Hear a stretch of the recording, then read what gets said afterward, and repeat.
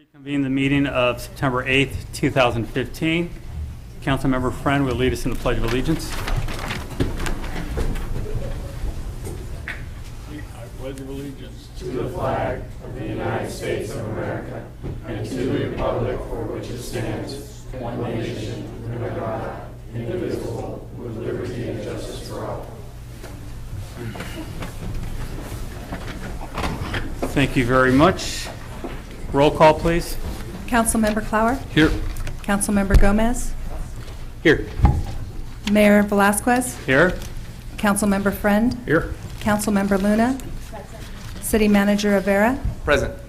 City Attorney Sullivan? Present. Chief of Police Westrick? Present. Thank you. Verification of agenda posting. The agenda for the City Council of the City of Hollister regular meeting of September 8th, 2015 was posted on the bulletin board at City Hall on September 3rd, 2015 at 8:30 a.m. per Government Code Section 54954.2. Thank you very much. City Attorney, anything to report out from the closed session? Yes, the conference of the labor negotiator was held on the mid-management, confidential, and SEIU. Those are on for your agenda tonight, so they can be discussed further there at that moment. Thank you very much. Tonight we have a certificate of recognition for Mr. Ravella. We also have two proclamations for Childhood Cancer and Ovarian Cancer Awareness Month. Mr. Ravella, come up here.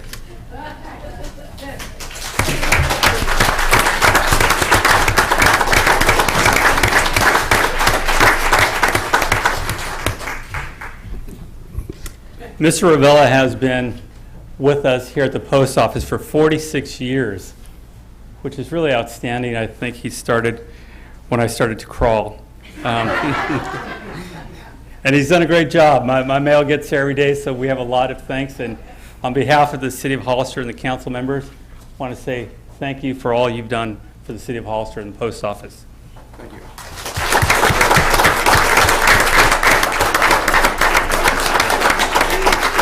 Thank you. What a great guy, right? That's why the mail gets here on time, all the time. Children's Cancer Awareness Month.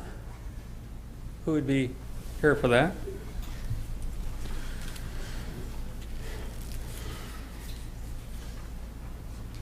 Jennifer Bagley?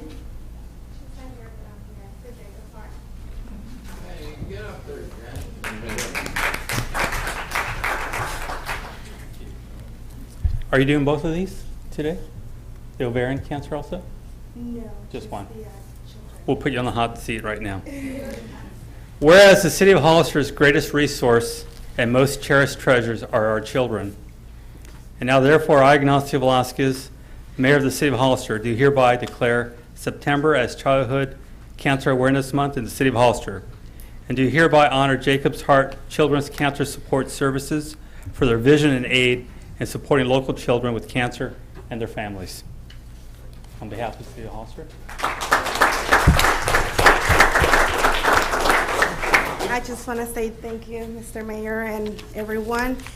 In behalf of Jacob's Heart, we had helped over 500 families with children with cancer, and including San Benito County. And so it's just a pleasure for me to be here and accept this in behalf of Jacob's Heart. Thank you. Thank you.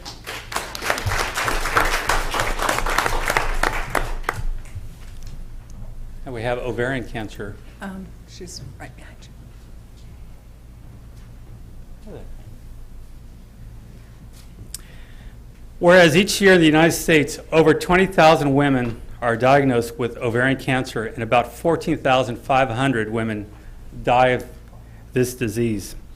And now therefore, I, Ignacio Velazquez, Mayor of the City of Hollister, do hereby proclaim the month of September 2015 as Ovarian Cancer Awareness Month in the City of Hollister, and call upon citizens and healthcare providers to raise ovarian cancer awareness and continue helping the community live longer, healthier lives, and encourage women to talk to their healthcare providers and learn more about this disease. coming out on behalf of City Hall. Thank you for all you do. My name is Vicki McKellis, and I'm an ovarian cancer survivor.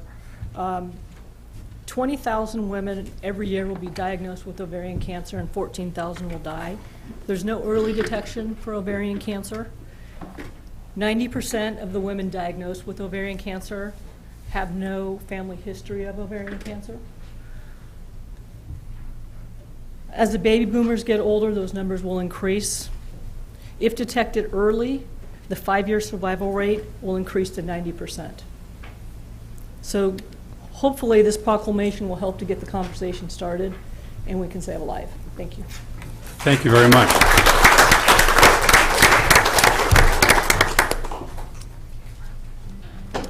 Move forward to item A, consent resolution. Are there any items council would like to pull from the agenda? A14, A14, A15, A15. and I'd like the record to show that I'm abstaining from A18. I'd like to pull item A16. For the record, I'd like to show I'm abstaining from item A18, A19, and on item A20, I wanted the record to show that I voted no. Okay, is there a motion? I'd like to move that our poll items 12 and item 17. Oh, 12 and 17? Do we have any? I do from the, I have A3, A8, and A9. All right. Any other items, council? Is there a motion? I'll make a Motion to- that we approve the consent calendar as amended. Second.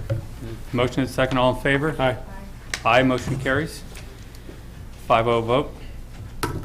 Go forward to item A3.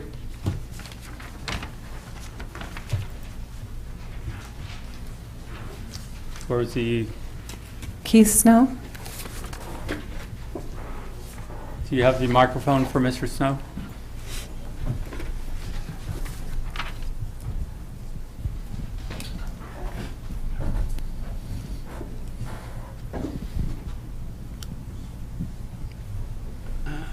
Okay, Council. The reason I'm asking is like I said before, and I know that I told Brasso on the phone about that. When there's a lawsuit, when he gets sued for personal business, is that more mean to, because I know the lawyer works for the county and works for the city to present them only in the council. But I was wondering when do we pay as the taxpayers, when I'm trying to speak to Brad, kind of got set that for like, do you guys pay for that as taxpayers? How does that work? Like what I asked you before the lawsuit process.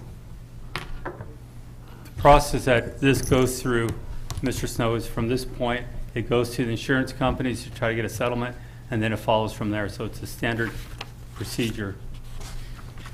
Okay.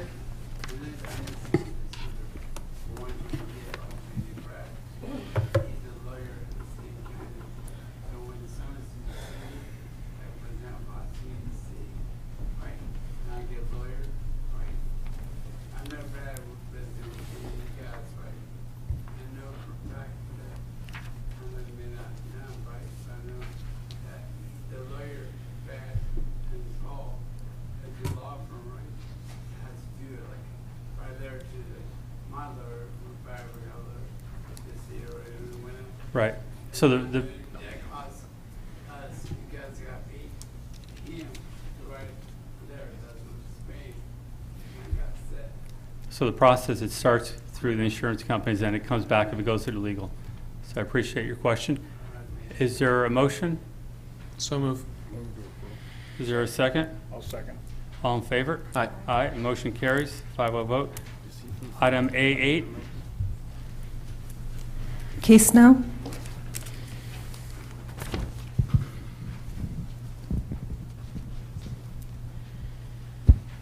Council, on the agenda right there, it says that you guys is like a recycled tires.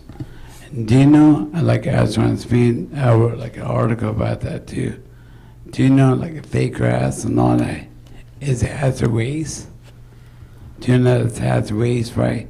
Hazard material. So any recycled material. I know you guys did like scientific technology when they were bust the pipe on South Street and all that. There were waste money there for it. But you know, like, she should look over more.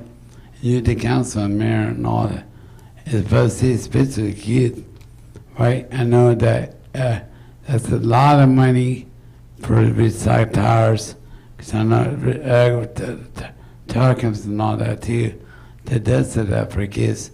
And it's just, they use that segment too. But now they don't use it no more. They went back to sand.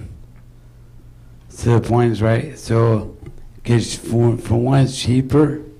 For another, what there is, I reckon, $110,000 for a little parts here. I mean, I don't know where you guys get that number from. Because for a fact, that's way too much money. And for another, you guys should go back to sand, right? Because over there, Grand Rock or wherever, and do loads of sand. Because for a fact is that's way too much money. Okay, Mr. Snow, the question was, why are we using tires instead of sand? Is that your question? Yeah, Okay. and why we spend so much So money? the item here is a state grant for $150,000. It's recognized from the state as an approved material. So this is a grant to help fill areas. Sand has a lot of issues with it as far as cats thinking it's a big litter box.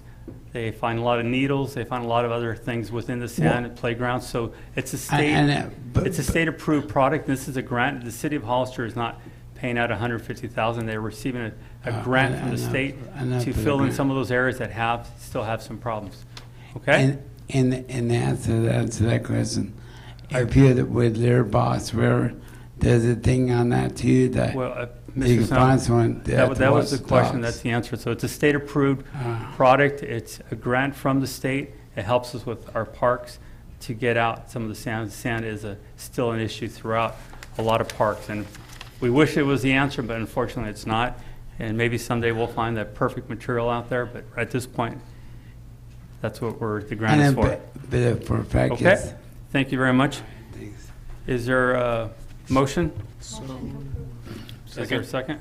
second? All in favor? Aye. Aye, motion carries. Item A9.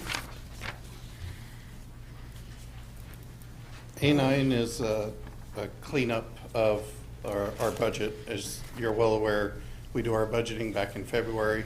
I just heard from Councilman Farr's office this afternoon, actually, that the FAA approved a $5.8 million grant instead of a $6.5 million grant. And this is just housekeeping to make sure all the numbers match in the book. Okay. Thank you very much. Move to approve. Keith Snow. Mr. Snow has a question?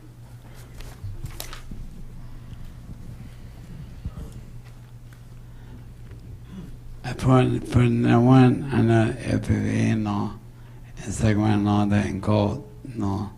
And for one thing that gets me, I know you guys read my story. I know you guys read the paper. But you know the guy died over there on the private airport. Mr. Snow, the question for this item?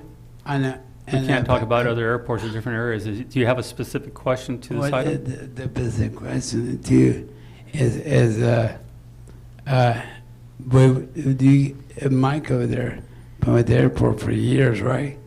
And I've been by the airport. I've been watching the meeting where I've been to the meeting, and I've seen that they got grants, right, to do improvements and all this and that.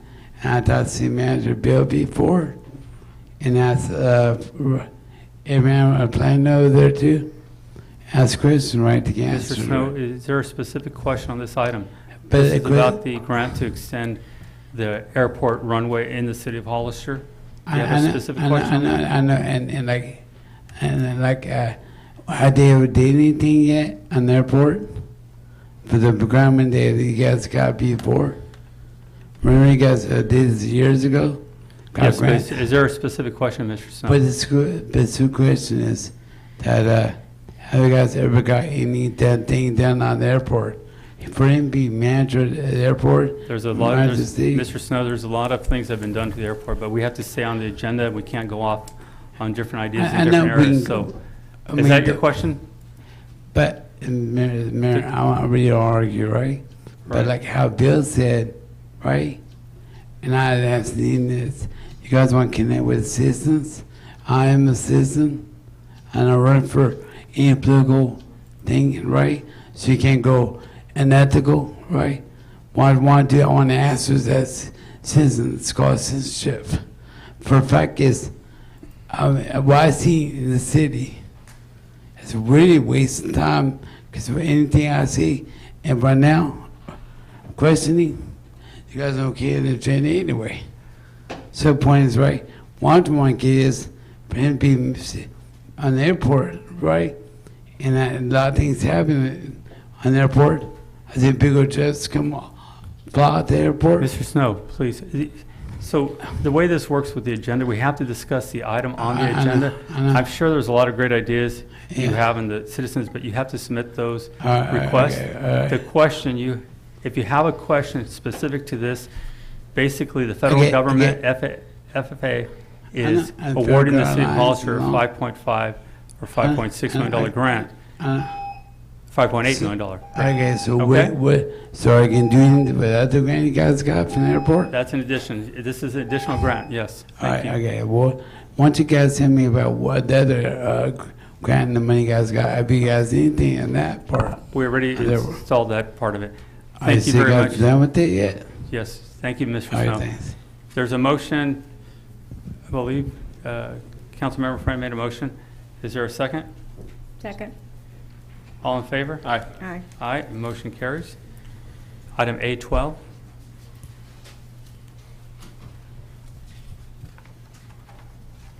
Who had the I did. A12? It was, I guess, for Mike. It's about, Mr. Chambliss? yeah, it's about Vista Hill Park.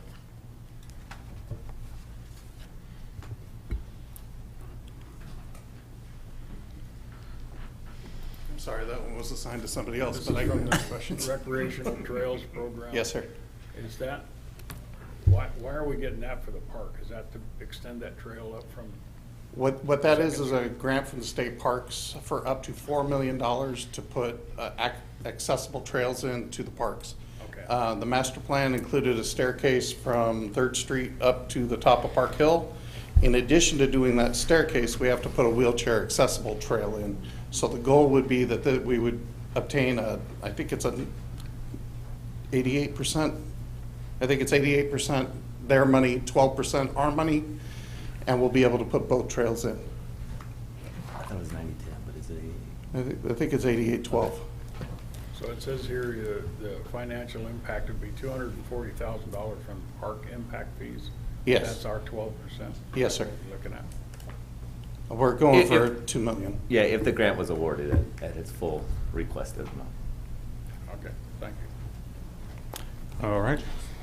Any other questions, comment cards? No, All Mr. right. Mayor. Is there a motion? So moved. Is there a second? Thanks, Mike. Sorry. All those in favor? Aye. Aye, motion carries, 5-0 vote. Move to item A14. We have pulled 13.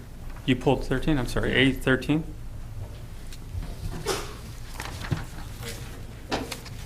Okay, so I just have just a few, not necessarily questions, but just comments on the contract for this one. The first one being Article 12B, repayment for shop tools. And I think our system, the way that we're doing it, is broken. I don't know how we solve it quite yet. I'm not there, but I think the fact that we're offering reimbursement and then as a city, we don't get to keep the tools at the end, I think there's a problem with that.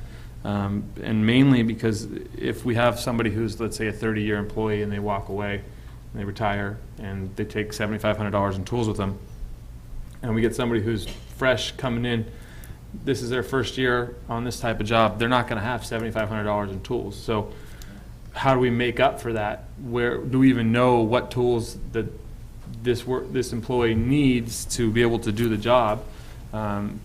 It just seems like it's pretty, out of all the things I've seen in the contract, it's the one that sticks out to me the most is to see kind of the taxpayer money just kind of walk away without really getting much for it. Because how do we even verify that a certain tool is necessary for the job that they're doing?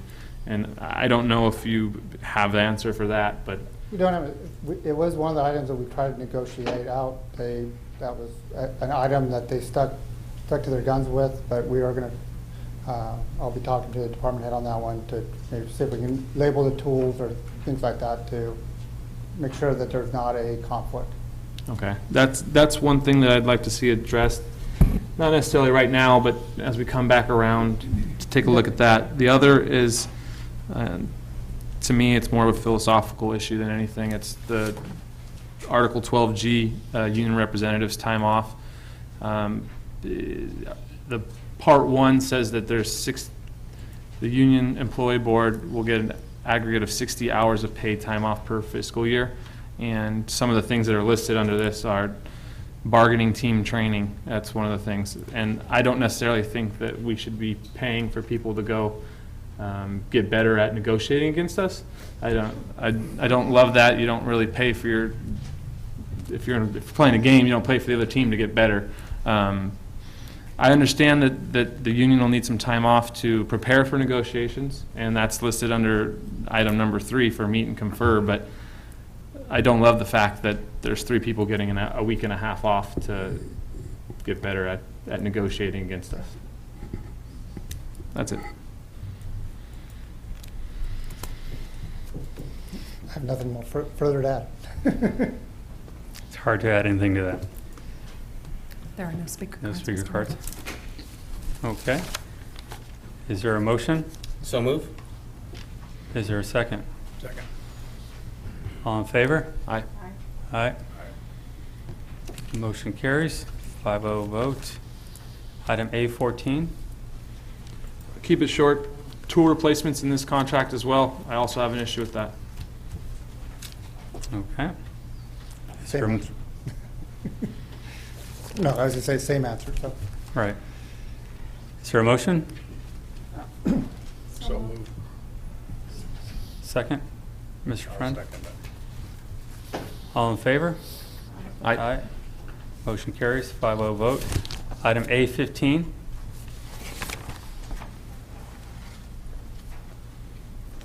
Would that be yours also, Mr. Clever? I don't think I pulled that one, so I'll just motion that we approve Resolution 2015-176. The motion is second. All in favor? Aye. Aye, motion carries, 5-0 vote. I'm sorry, who seconded? Thank you. Councilmember Friend. Item A16. I pulled that, actually. Want to have a little discussion about the credit card. I don't like the idea of having credit cards throughout the city. I do believe and I do agree it's important to have it for department heads, those in emergency services. I know you do lock up the other ones, but I'm just concerned that by having that many credit cards out, we're going to find ourselves having a conversation one day about an issue that happened with those cards. So I would just rather see it to our department heads and those in emergency services that need them, rather than throughout the city. In the past, we've had one situation about 6 years ago, and we caught that item, and actually that employee is no longer with us because of that. Sorry, I've been talking too much. And I know you do a good job and you're very thorough with it. My concern is in the future, you're not hearing somebody else is just not paying as much attention to the item. We can get ourselves in trouble rather quickly. So I would rather see that where we're not issuing to everyone, but only department heads and, again, emergency services that need them. Well, we have several other staff members outside of just department heads that go on, whether they're overnight stays or training or day trainings or whatnot. We have issued like 110 Cal cards, and we want to try to be consistent on what they are. They're Cal cards and not necessarily quote-unquote credit cards. I want to kind of be clear about that. And then, but we have 140 regular employees, so I mean, we do try to maintain some sort of controls on them. I mean, not everybody down at the yard, not everybody in my particular department actually has them, but we all need them on occasion. And one of the things that we do have is we feel like one is it's a lot easier for us to have control over what's being spent on city time and with the Cal card rather than going and reimbursing an individual who may be gone for a while on a per diem type basis. So again, I think that we've done a pretty good job over the last several years. We did have one incident. That individual is not here because of that incident. It's pretty straightforward, and I think people understand what the ramifications are if you're not using your Cal card appropriately. And not only as far as the controls of it, the department head, of course, has, we all have to sign, the employee has to sign, there's review by Brett, and there's another, at least one downstairs that also goes through all the receipts. So there's about 5 people that could potentially look at every individual transaction. So Appreciate it. Do we have any other speaker cards on that? No, Mr. Mayor. No. I'd like to comment. Okay. Oh, let me also say one other thing. One of the other benefits for us using the Cal cards is we get a 1% rebate back. So all the expenditures that are made on a Cal card, we actually get 1% back. So it does help a little bit. Sorry, Marty. Do I get air miles? Marty Richmond from Hollister. Just some comments. Look, I haven't had time to go over the Cal card issue, so I don't even know if it's a real credit card, it's a Cal card, what the interest rate is, I have no idea. So I just want to give you some general ideas that I think maybe you should look at. One of the general ideas you might want to look at is whether or not individual cards have certain limits so that you can't get in trouble. And if you already have them, well, you already have them. Then I'm late in the game. I'm sorry. Another thing you can look at is whether or not your agreement with the employees about the card, whether it really covers everything soup to nuts. So when somebody gets issued a card and they sign that little thing, if you were taking a card from Bank of America or a Visa card or something, you're going to find 40 pages of fine print, okay, because you're not going to get the card. So you want to make sure to cover yourself that it's very clear when they can use it, how they can use it, and what paperwork is required to be collected and turned in, and so on and so forth. So if your controls are really good, the number shouldn't matter much. But at some point in time, if you got too many floating around, you're going to wind up in trouble. That's just my personal experience. I can't point to anybody here, and I don't want to point to anybody here. But I do know the more ubiquitous it is, the more cards that are around, the more likely you are. If somebody hasn't used a card in 2 or 3 or 4 years, then I think it's obvious to me they don't need it. Okay, they're not responding to an emergency. They're not buying anything. I mean, just in case something falls out of the sky and hits you in the head is not a good reason to run around with the card. So thank you for your time. Thank you very much. Mr. Snow?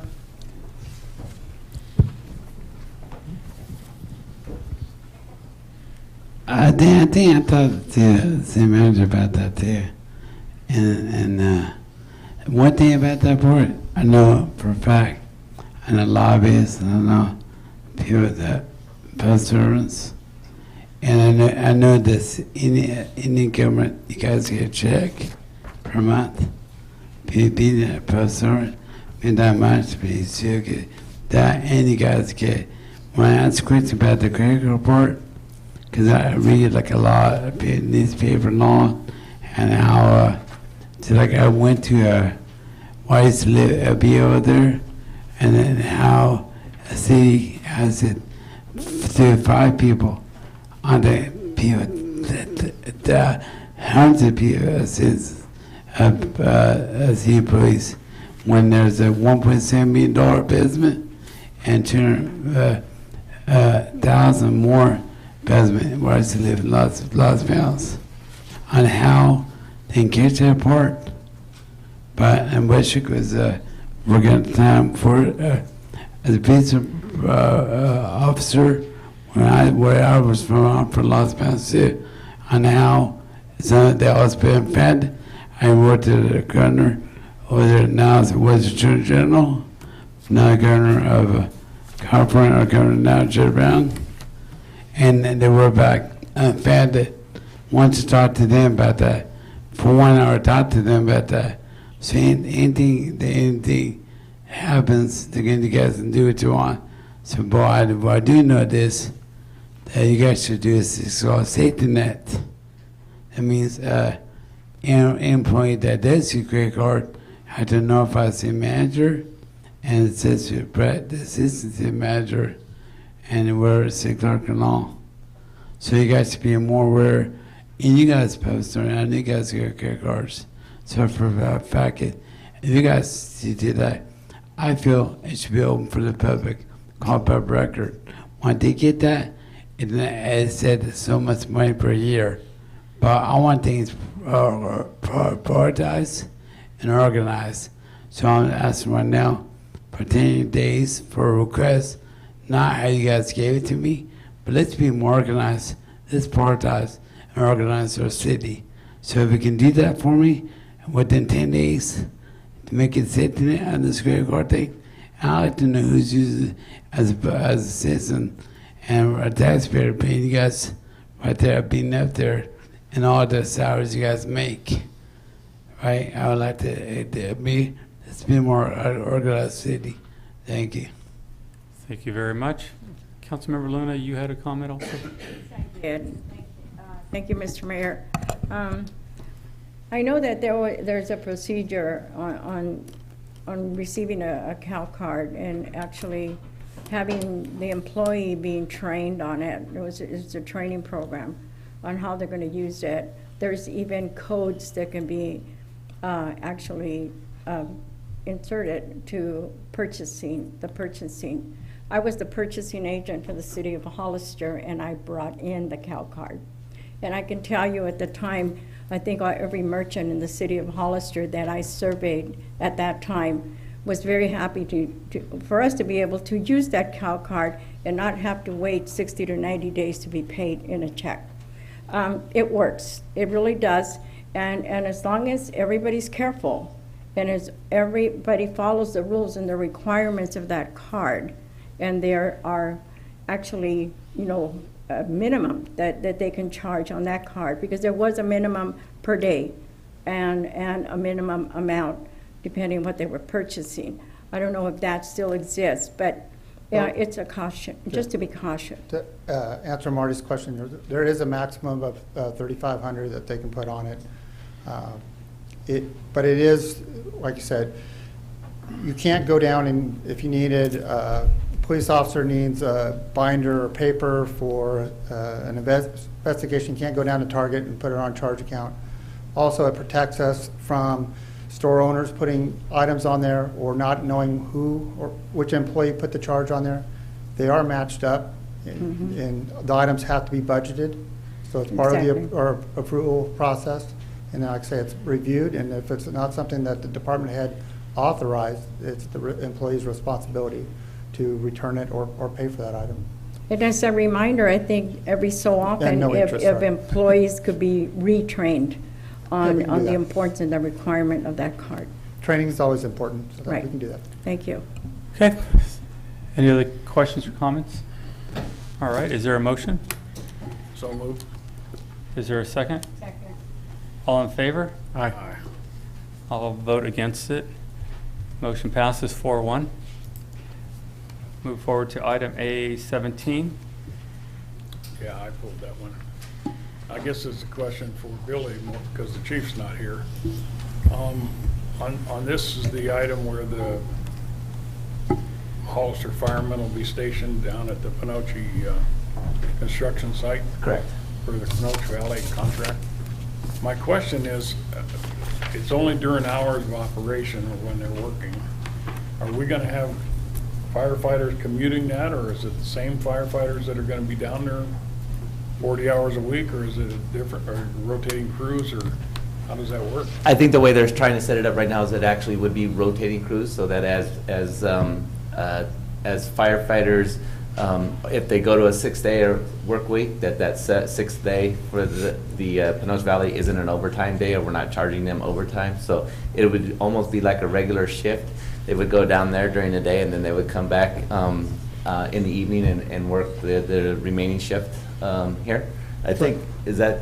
Yeah, and the main reason for the side letter, it is a conflict with the MOU we have with the firefighters. With the firefighters MOU, we say that the city will do in their best interest have 3 professional firefighters on an apparatus. We know going in, we're only going to have 2 firefighters on the apparatus, so we just want to make sure that there wasn't a conflict with that MOU. Okay. Okay. I just can't imagine how it's not gonna be an overtime situation, but if it's on a rotating crew, that'd be Correct. part of their shift, I guess it's. The conversation I had with the chief, that was the plan right now, is to have rotating crew. It'll be part of their rotation. And what I would say is that if there is overtime situations that occur, Pinellas Valley gets the bill for it. Because there was already built in for travel time, which would have been overtime. I saw that there is a bill for travel. Okay. Thank you. Okay, any other questions from council? Okay, Mr. Snow? I think I wrote a couple articles about that. How a bill and read for a copy of that contract. For this, it's about Wildcat. $650,000. You guys can do a job or whatever. They reimburse some money for overtime hours or on the contract for that plant. So I was wondering, how is the city can benefit to all the work for the person, for the better contract or for the company? How are we benefiting that when for fact is, I think the same thing over the same page here, all right, the county's getting $6 million per year on tax rebates for that project. So I wonder, how can we, as the council and mayor and city manager, Brett, assistant manager, think twice to do that when we're not really benefiting? How is that? How are we going to walk out the whole deal? Ray Feinstein, right? Walk out. Well, who could do walk out? When they didn't talk about over the Santa Cruz, how they were already getting the walk out for free. People is a question about walkouts, because like military, because I'm a fan of the military, it's like armory, right? Fire machines. What's going on with that? Article about that, how we want all of that. But I'm saying, how can we benefit as a taxpayer and watching everything and how it's stay overtime or the 24 thing, right? And how it's not going to happen. There's flaws what we do here. We need order. How's police chief, Bill, Mike over there, right? And in the bill, the fire chief, he never returned my call. Well, I forgot now, Marty or whatever. I get question right now. I see that right now. How you guys question that? What I do, send different. Performance, right? I care. I protect citizens of my city and people in my city and the youth of my city. But I see, I've been cities. I see a lot of political corruption. I see a lot of things in cities. What they do, they take funny bit a lot. But how us as a taxpayer do that? I don't think so. Thank you, Mr. Snow. Okay. Are there any other speaker cards? No, Mr. Mayor. I move that we approve item A-17. Second. Motion is second. All in favor? Aye. Aye. Motion carries 5-0 vote. Item 18, I believe, was already voted on, correct? Item 19, I believe I pulled that also. That's a conversation about the sound wall on Highway 25. Are you going to be speaking on that, Bill? Sure.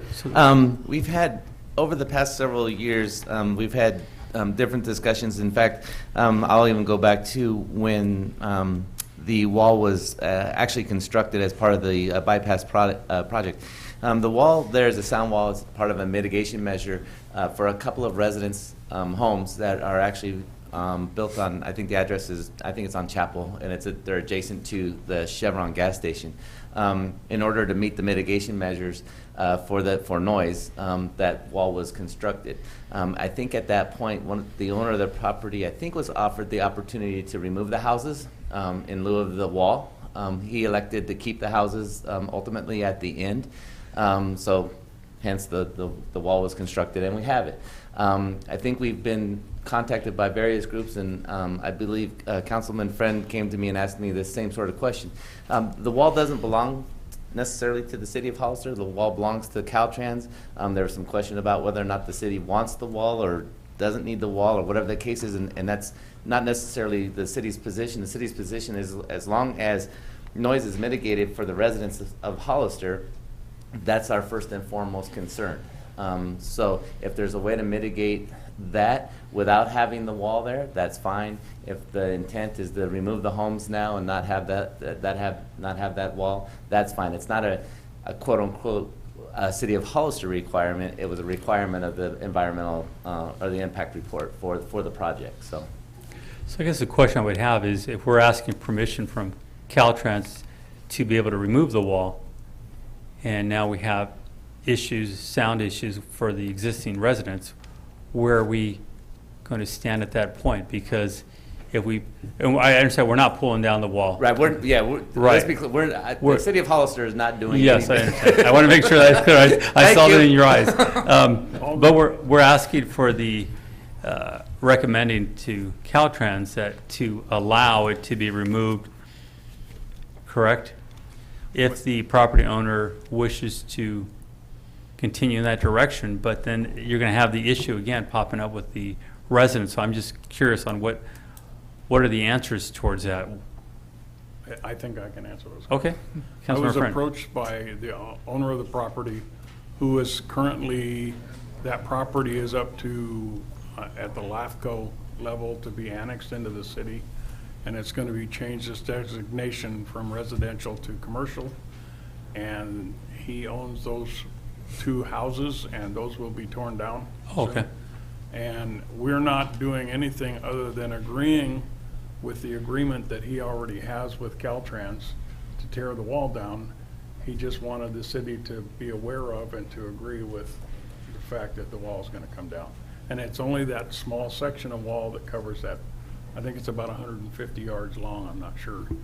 But it actually will not give him egress and to the bypass or anything. It's a visual thing as far as the Chevron gas station and the 2 homes are. The homes are going to be torn down. So. Okay, so I would say that qualifies for mitigation of sound issues. So, all right, that answers my question. Are there any speaker cards on that? Case Snow. Mr. Snow?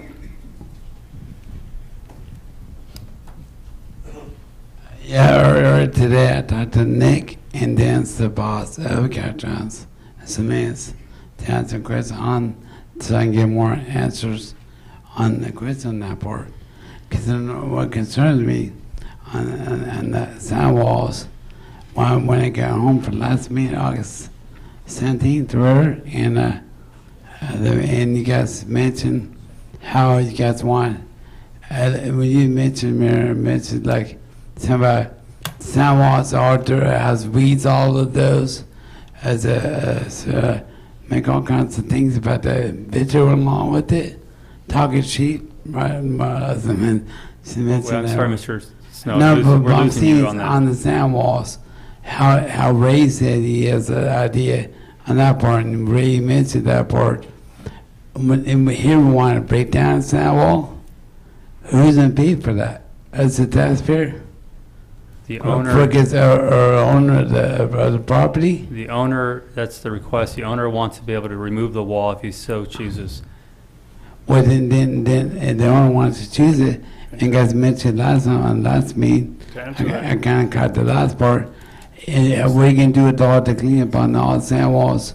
You guys mentioned hard another landscaper to clean the sand walls because you mentioned they let that to get 2 points, right?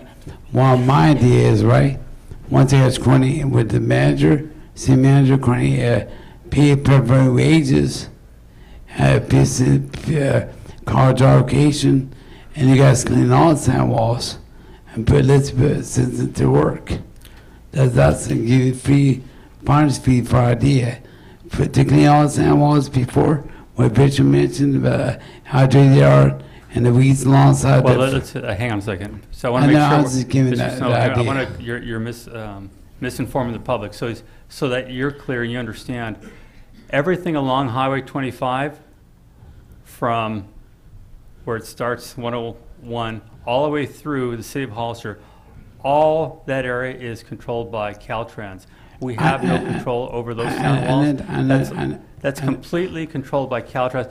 I've requested Caltrans to pay more attention to those walls, but we do not have the authority or the right to go do what we want, and we don't pay any money towards that, only Caltrans. And then that's why I call it. So this is a sound wall issue for a business owner that would like to have businesses there and would like to bring it down. It has nothing to do with the weed control issue. That's our call. That's our call, Nick. The reason- My dance and boss the and reason that I- Caltrans. Thank you, reason Mr. that Snow. All right, we're going. Councilmember Frank? The reason that I am in favor of this now is when I was on the planning commission and we were planning Highway 25 bypass, that belonged to the city. And the city was requiring those sand walls because of those residents that live there. Since then, the city has reverted that Highway 25 extension to Caltrans. They own it now. They own the sound walls. The owner of this property has changed hands.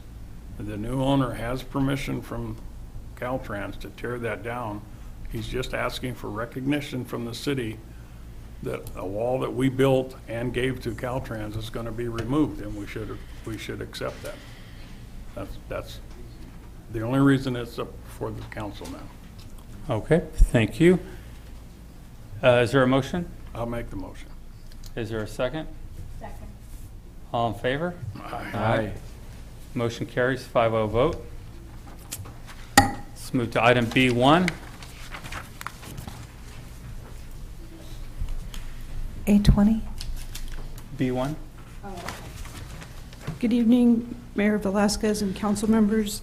This resolution 2015-03 SA is for the successor agency to approve the budget for the first 6 months of 2016. It's called the Recognized Obligation Payment Schedule 1516B.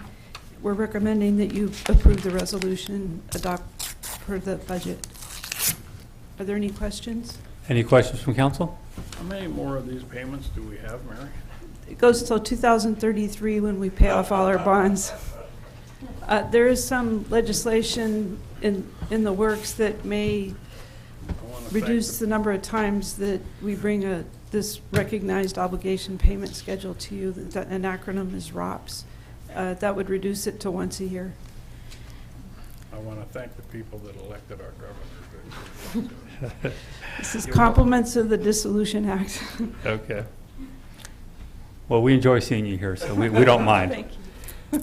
Okay, is there any questions from council? Any speaker cards? No, Mr. Mayor. Is there a motion? I'll make the motion that we approve B1. Is there a second? Second. All in favor? Aye. Aye. Aye. Motion carries. 5-0 vote. C, public input. This is the time for anyone in the audience to speak on any item not on the agenda and within the subject matter jurisdiction of the council.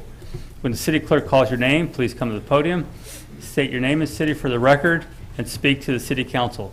Each speaker will be limited to 3 minutes. Please note that state law prohibits the city council from discussing or taking action on any item not on the agenda.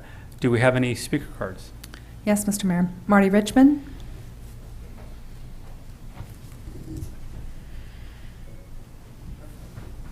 Thank you, Marty Richmond from Hollister. If I understand the previous speaker now, you will only get hit with a rock in the head once a year if they pass this, instead of several times a year. I have a couple of issues that are not on the agenda. One is Congressman Farr stated, according to the news reports I read, that we're going to get some jet planes here for the Super Bowl. We might, could be, perhaps. If we might, could be, perhaps, maybe could be, perhaps, we ought to put in a program to see if we get some limousine services would like to pay us for the privilege of accessing our airport and other services that want to be available. I can't tell you if we'll get any planes at all or no planes. All I know is it's going to cost a fortune. As you can see from the newspapers, people are renting their house near the stadiums for a fortune. They're going to Acapulco for a week and renting their house for, $3,000 a day or something. And with the new tax up in San Jose to pay for that publicly financed stadium, it's going to cost a fortune to have a beer. And as long as everybody wants to bring their private jet to Hollister, I think we ought to help them spend their money. So I hope we get a program together, at least some program, and see if somebody wants to buy the privilege of being in the limousine service or pick up, drop off, or take people to hotels, whatever it is. Never can tell. Maybe something will happen. And we should make it so that if nothing happens, we haven't lost any money. But if something happens, we gain a lot.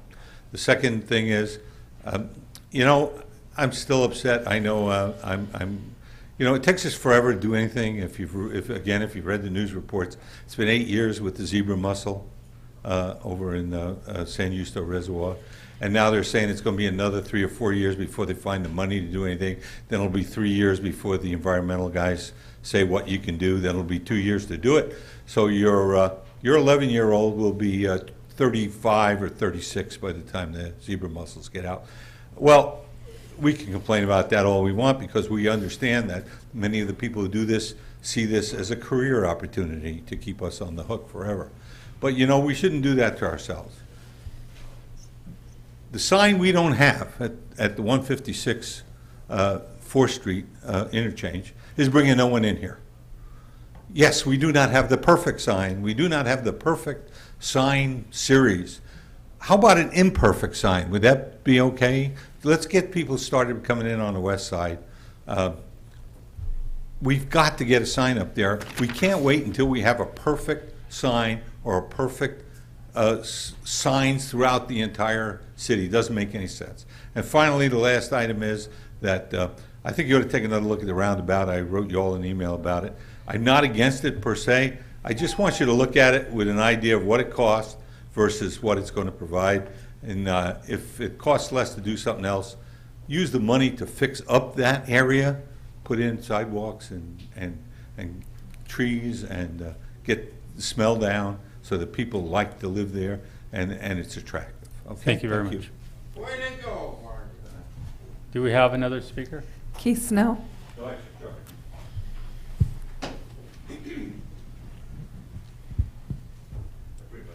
Hey, Council, March you guys did the Brown Act, so over 3 minutes per minute. That's why I do 5 minutes to talk, public comment. You guys should change the ordinance. Excuse me? You guys, the beat, man.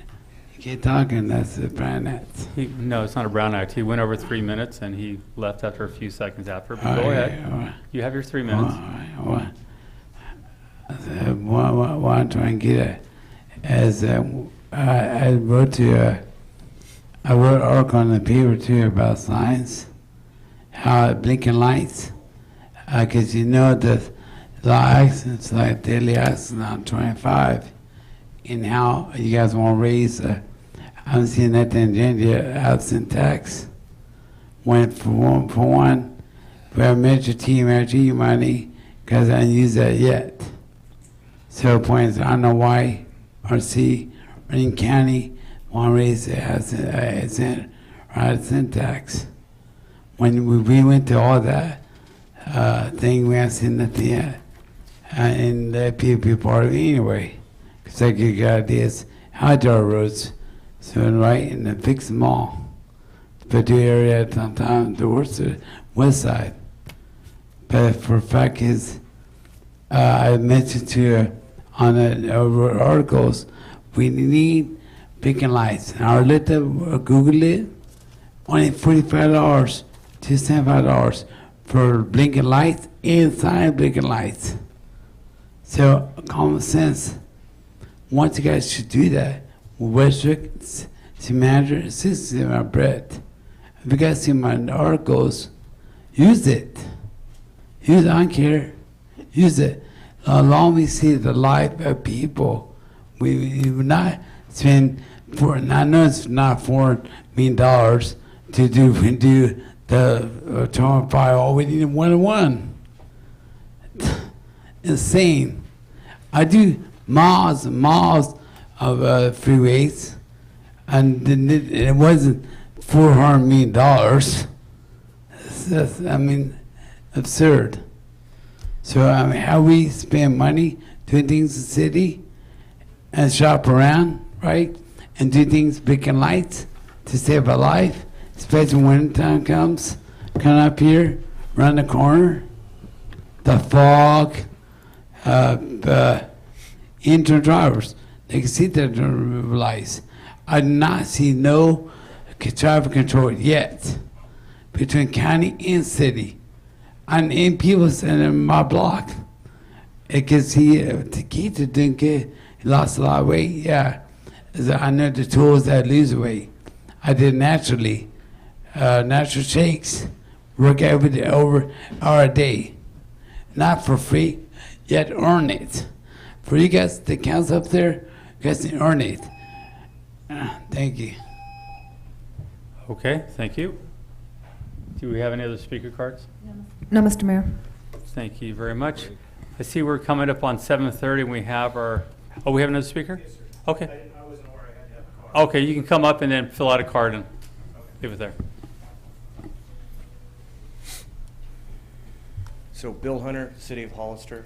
I received a citation, $250 for a substandard building, tan canvas tarp. And Officer Martinez, actually 2 neighbors and myself, received the same citation for having a Costco-style car cover in our backyard. So we went down and talked to her, and she said that the city council has given her explicit instructions to start cracking down on Costco-style carports. So I sent emails to each one of the city council members, had nice conversations with 4 of the 5 of you. 1 of you didn't even bother to return my email or call. I thought that was pretty rude. So the question I have is, what's the difference between my carport, the kind you buy at Costco, or my neighbor's got a 12-foot diameter bounce house in his backyard, and it's got steel poles and it's got side covers and everything? What's the difference between my car cover and that? Another neighbor has a 40-foot RV parked on the side of his yard. What's the difference if he goes and covers it with a tarp from Home Depot? Is there any difference? So I'd like to find out, is the city of Hollister cracking down on these carports like Officer Martinez said?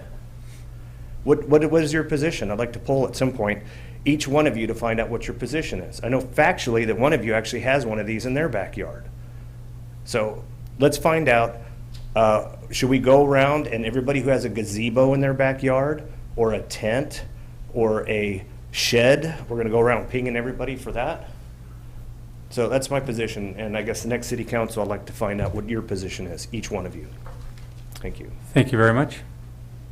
There was no more speaker cards, correct? No more speaker Okay. cards, Mr. Mayor. At this time, it's 7:30. I know there's a, Can we go to D1? That way we don't lose people during the break. okay, well, why don't we do that? Why don't you hit D1 first, city manager, or report, and then we can take a break. Okay. A couple things. On September 21st, our next regular council meeting, we will be inviting a firm by the name of the Liu Group. Catherine Liu is an attorney that deals with elections. We're going to start moving forward with having some consultation and discussions about sales tax. I know it's been in intergovernmental meetings for the last several months. I think it's important after our joint county, city, San Juan Bautista City Council meeting. It's good to kind of get our own team together, so to speak, so we look at all the options that you have in front of you as it relates to a COG potential sales tax and an extension of the city of Hollister, if that's the direction that we decide to go. Kind of going along with a little bit about what Marty was mentioning earlier about aircraft associated with the Super Bowl. As a football fan myself, it is disappointing that the Super Bowl has become a corporate event. It's very few fans actually get to go and spend, the $5,000 that it costs to actually go to the game. So there's about 1,400 private and commercial landings in the area. We will be in competition, of course, with Livermore and Hayward and Monterey, of course, but we don't necessarily, I don't think, expect corporate jets to come and land and have a red carpet and a limousine and all that, but it will likely be a place for the jets to stay because San Jose and some of the Bay Area airports are crowded. They don't have tarmac space, or I think Mike plans to remove the planes off the tarmac about a week and a half or 2 weeks before the event. We're going to do some work on rehabbing the pad. So it will be a nice, it will look nice for that week or 10 days that people are coming in and out of here. So we will do our share of marketing too to make sure that people understand that this is a place where they can stay. We have decent weather. So hopefully that works out for us a little bit. And what other question did we, if I can just real briefly mention the difference between, say, a trampoline and a structure. I'm not sure exactly how many square feet the trampoline is. Usually they're 8, 10. I think the biggest one I've seen is like a 12. Generally speaking, structures are defined as anything that's greater than 120 square feet. That's what you are required to get a permit for. We can probably argue all day long about whether or not a Costco structure is a structure, but it is to be bolted to the ground. They have instructions for doing that. There's manufactured, suggested ways of doing it so that it doesn't blow away and go into a neighbor's yard or hurt somebody. So that's exactly kind of why the rules are set up the way they are set up. Also, I think the other thing that's important to know about structures that are greater than that is really about what's inside them. And I understand that these are generally open, but when you have those types of things that are next to each other, I don't know if the chief is still here, but the fires on Victoria occurred very similar, and that's why we have setbacks in the city, and that's why there's those ordinances so that fire doesn't spread from one to another. So if you have something in that facility that catches on fire, what you don't want is to have it jump over. And a lot of these things are set in side yards, and there's not necessarily the separation between that and the house and that and the neighbors. And that's really kind of the most important thing. I don't know his specific sort of situation, but generally speaking, that's why we do those things. So, and I think that's it for now. Yes. Councilmember Friend? I do want to make a comment on both Marty's statement and your statement that the Chamber of Commerce Tourism Board has been talking extensively about advertising that we're here. We're only an hour away from Santa Clara, so they can come down and enjoy. If they're going to be here for a week, they can make a trip down here.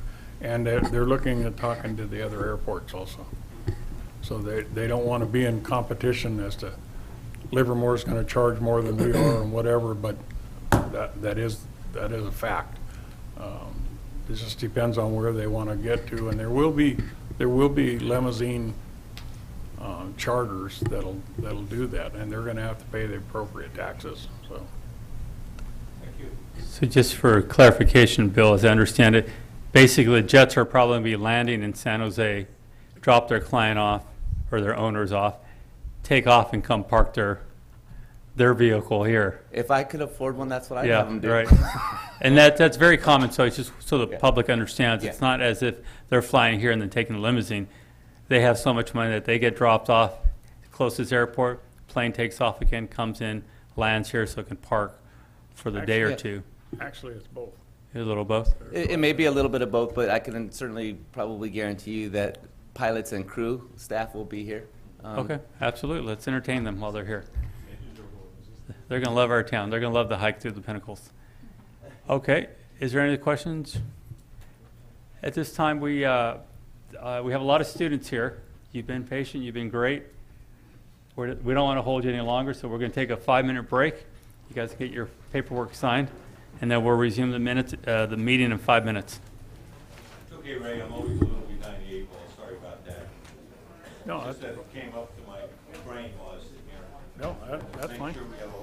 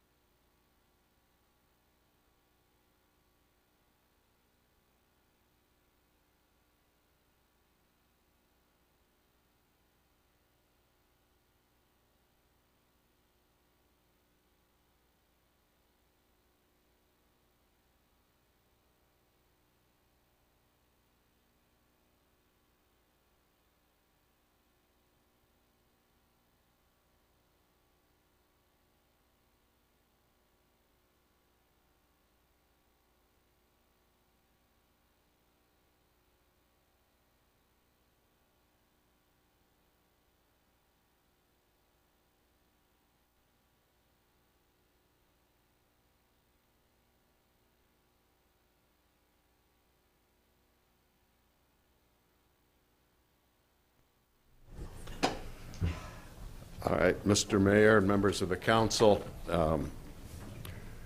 I will be giving you the first part of the report on the construction for the new West Hills plant, and then Bob Ellis from HDR will give you an update on Chromium 6. So to start with, as I reported last time, the low bidder and the lowest qualified bidder was Auburn Construction from Sacramento. And we've met with them and done all of the necessary due diligence with regard to their paperwork, their bonds, and their insurance. And we are now going to, the Water District is going to be issuing a notice to proceed on the 14th of September.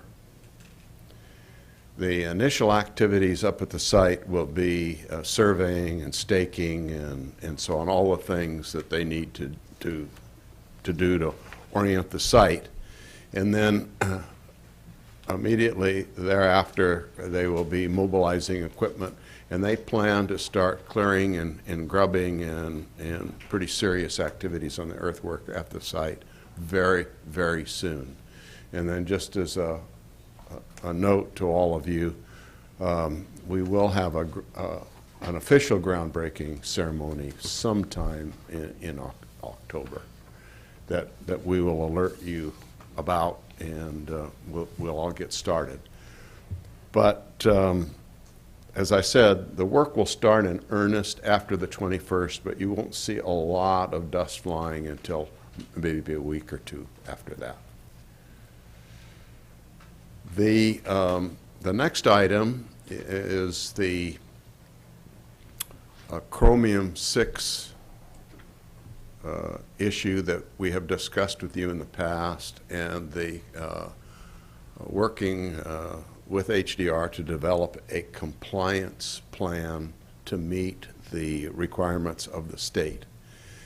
And what we'll do is start by saying I'll give you a little bit of a preview that the solution that you will hear about tonight will be using the new West Hills water treatment plant as an integral part of the solution. So this schedule that the contractor is proposing for the West Hills plant is critical to our solution. They're reckoning that it'll take about 24 to 27 months to complete construction. It'll be online and working, but it will fit very, very nicely with the Chromium 6 solution. So with that, I'd like to turn it over to Bob Ellis. He's been our project manager on behalf of HDR from the beginning of the Hollister Urban work all the way through the implementation. Bob. Thank you, Harry. Mr. Mayor, members of the council, as Harry mentioned, I've been working with city staff since January of this year on developing a compliance plan for the Chromium 6 regulations. Just to start out with, you may wonder why we need a compliance plan. There was a regulation passed by the State Division of Drinking Water in July of 2014 to limit the amount of chromium in groundwater supplies. I would say that many of the communities in California that use groundwater have naturally occurring chromium in their supplies, so it's not just the city, it's widespread. So tonight I want to give you a little briefing on what the results of our study has found. And I'll use some slides here. Get to work. Okay. First of all, our goal was to identify a reliable and cost-effective plan for the city. And those two words are important. It has to be reliable so that it will be acceptable to the state regulators. But we were also very aware that it needs to be cost-effective and make use of available resources. These are the items I'm going to go over with you tonight very briefly.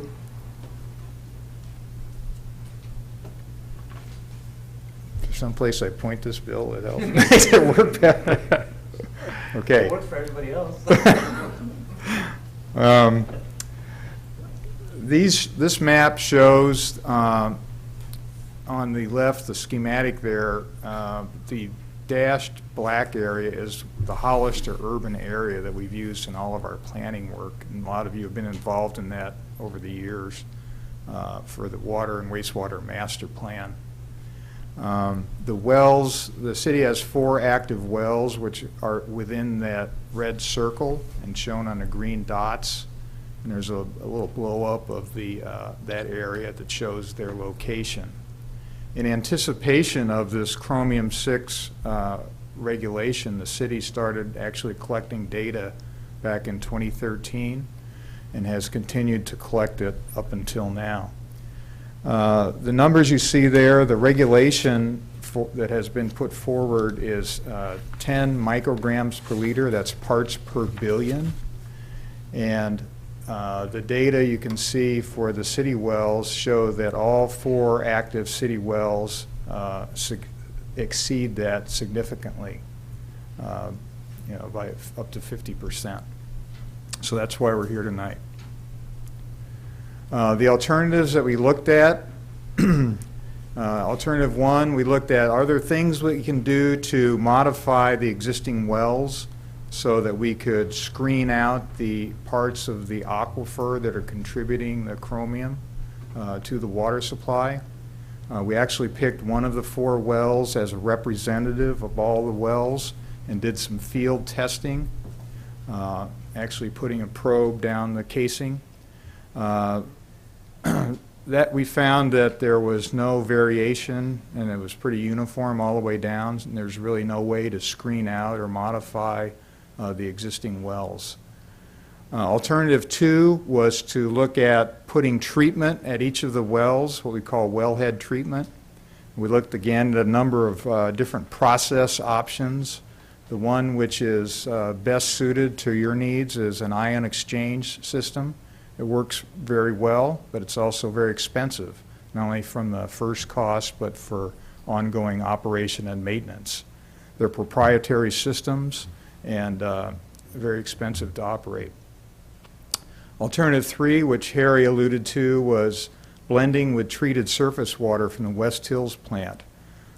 Fortunately, from our previous planning, we had pipelines planned from the treatment plant through to deliver water to the city and over to Sunny Slope as well.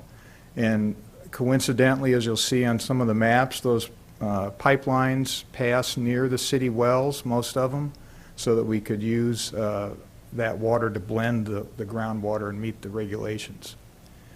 Alternative 4 is combination solutions, and what I mean by that, it's sort of taking pieces of all the prior alternatives and trying to see if there's some way to optimize costs.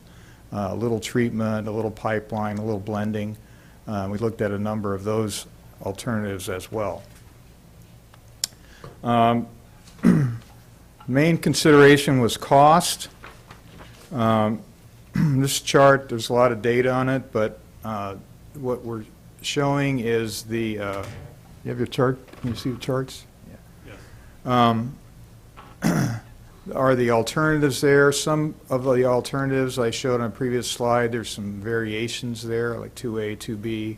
Alternative 1, which was modifying the groundwater wells, isn't there because it was determined to be not technically feasible. And then relative to the cost, we have the first column is the first cost, the capital cost of what would be required for each alternative. Column 2 is 20 years worth of O&M costs. And then the subtotal, third column, those are costs for what would be attributed to the chromium-6 compliance. Column 5 is the crosstown pipeline. And the reasons that is there, it was a previously planned project, but the configuration would vary a little bit depending on which of the alternatives we looked at. And so to give a holistic picture, we included that as well prior to the total. In general, you can see that the treatment alternatives are 18 to 25 million. The alternative 3, the blending with treated surface water, is about 7.5, and the combinations range from about 15 to 16 million. So clearly, the blending solution is the most cost-effective on initial cost and also on a total life cycle cost. I might mention that of that 7.5 million, we had previously planned to spend about 5.5 million on the crosstown pipeline. Anyway, we probably have to do a little bit sooner than we might have planned, but so the marginal cost of taking care of the chromium-6 with that alternative is about $2 million. This shows the recommended plan. The blue line is the pipeline which comes down from the West Hills plant located off Union Road up in the west side of town that Harry described. And that's a 20-inch diameter pipeline that comes down the hill along Richardson Road, crosses the Nash Road Bridge, and was actually planned already to terminate at your well number 5. The yellow lines are the lines which would extend to blend well 4 and well number 2. So those would be additional new pipelines. And the red line is the extension of what was originally planned for the crosstown pipeline to take treated surface water over to Sunny Slope in the middle zone. I should point out that well number 6, which is one of your wells, the recommendation is to put that on inactive status. It's the smallest of your wells. It has very high chromium, also has sanding problems, which are a big maintenance problem for the city. And then also functionally, it primarily serves the middle zone, which is Sunny Slope, and they don't really need the supply. In fact, that well is hardly used. In terms of the schedule, Harry again alluded to that briefly, that we will, between now and the end of the year, we'll finish our report, work to negotiate and help the city negotiate with Department of Drinking Water to accept the recommendation. Of course, we don't have control over that, but we think we can get that done by the end of the year. And then we'll have pre-design, design, and construction. I might mention that when the regulation first came out in July of 2014, it was effective immediately. So there was no grace period for anyone to implement anything. In response to that, a lot of cities got together and through the Association of California Water Agencies proposed a bill to provide some relief for that. That bill was passed unanimously by the state legislature and signed into law by the governor just last Friday. And what that does, it gives relief up to 2020 to provide implementation with this regulation, provided that you have an approved compliance plan and are making progress and reporting on your steps to come into compliance, but it does give some relief. So the next steps are to agree on the plan, look at cost allocation and financing options, complete the report, meet with Division of Drinking Water, and then begin recommendation of the compliance program.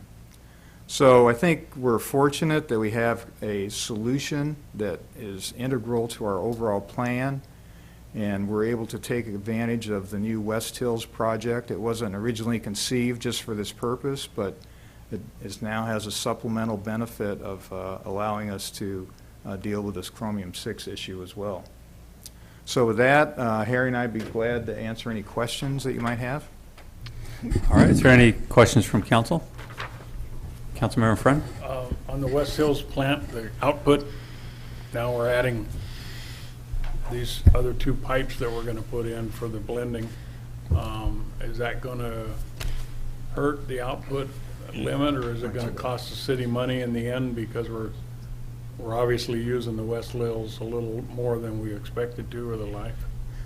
In fact, the overall planning and flow balancing for the West Hills plant and the West Salt plant on the other side of town envisioned that the mix of surface water to groundwater would be about 2/3 surface water and 1/3 groundwater. The blending that we need to deal with chromium-6 is only about 50/50, so we're actually within what we had already designed it for.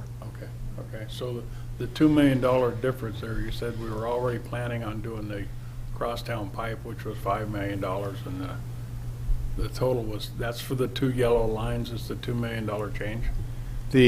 Correct. The $2 million differential between what we had planned originally, about $1.5 million of it is for that pipeline that goes north to well number 4, because that wasn't part of the original plan. I see. So that's about, of the $2 million, that's about 1.5. The remainder is the fact that we have to have some little additional adjustments to the alignment to pick up the wells and have some mixing facilities and so forth. Is that clear? So by blending the water at the wellhead, there's not an additional cost to operating the wells and stuff, is it? No, all the water from the West Hills plant comes down by gravity, and Okay. so it'll naturally blend. And in fact, I might also mention that there's also a supplemental benefit of having that yellow line up to the north, because that will help distribute treated water further into the city system and help meet the areas that we wanted to meet anyway. So it's actually an extra benefit for the city. Okay. Councilmember Clower? So the pipelines that are proposed, they're going to be going in the street? Correct. And I'd bring this up because I don't have a long history on it, but it seems like when we dig into the street tends to get real bad real quick. We just spent, I don't know, $114,000 on the San Benito Street Nash Road intersection, and we're about to drop a pipe right through it, which is a little.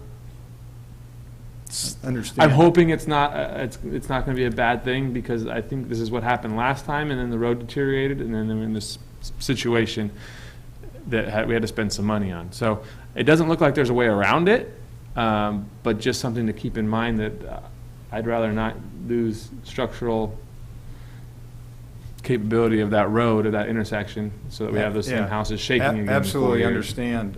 In fact, the alignments that are shown on this map, again, we're just at the very conceptual planning phase. Mm-hmm.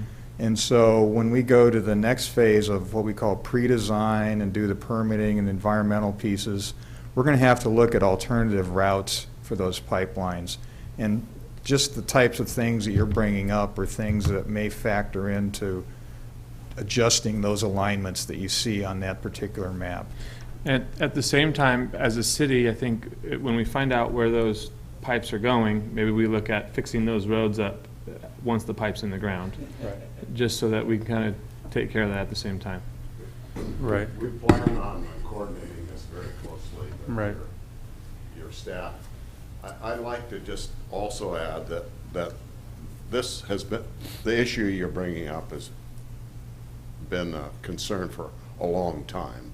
And it was actually presented to the city council some time ago about the difficulties of going through the Nash Road, San Benito Street intersection, because that's some of the oldest infrastructure you have in the community. And so we're very aware of that. What we're showing you tonight are alignments that we could use for comparative purposes. They're not refined. Okay. And I see other options there that we could do really to go around that one portion that you're talking about. I think they'll come up with some good ideas. My question to you is, with the state's mandates, are they providing any funds yet to back up all their rules? Very good question, but not yet. But we know from history that there will be grants made available for health and safety. It's just that we're not that far along yet. I think we have mentioned to you previously that we have successfully obtained grants for other parts of the project. So we've got 2 years before we implement, so hopefully we'll have an opportunity to look into grants. We know that the Association of California Water Agencies is well aware that not all communities can afford to do this instantly, and so that they will be a strong lobbying for just those kinds of activities. Did we get rid of all the salamanders when we did the West Hill? Are you going to spoil my evening?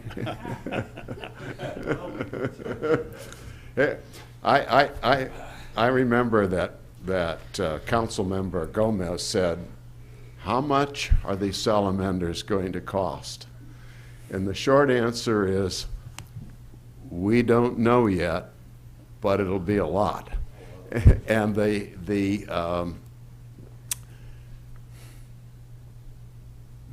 way we're approaching this is that we're not going to we're going to avoid hurting those critters, and we are going to buy what is called mitigation credits within the county so that we don't have to get into a very difficult situation of moving, handling, and babysitting. But I'd like to point out that in our handling plan, which we're required to submit, we have to take any injured critter to the hospital. Just going back to the road issue, as the county is now working on the bypass around the high school, it's a good time to have that conversation with that county to lay that pipe under that road before it's built. I did hear that presentation at that last meeting, and that's a very good point, and I have passed that on And also it to just HDR. perfectly would intersect with the red line, which would be able to keep feeding the red line and back to the well number 2. So- Another interesting thing is that the blue line, I think it is, to well number 5, will be one of the last pieces that Auburn will construct. So we'll have some time to make some adjustments even in that area. So that's the good news about the proposed Auburn schedule. The point I'm making is because the county wants to start on that road quickly, so if there's a conversation with, we know we're going to do it, now's the time to. Well, we're ready to get started on those alignment refinements, but the way we phrase this is the city council should agree on it. So we're assuming that there'll be a resolution at your next meeting agreeing to proceed with this plan, and then we can start that in earnest. Okay. Any other questions? Any comment cards? No, Mr. Mayor. I didn't put a card in. Thank you very much. Thank you very much. Please forgive me if Mr. Snow is watching it. I hope he'll forgive me. I'm putting a card in. I'm Marty Richmond from Hollister. A couple of issues. I'm sure it's on their agenda. I just want to reinforce it.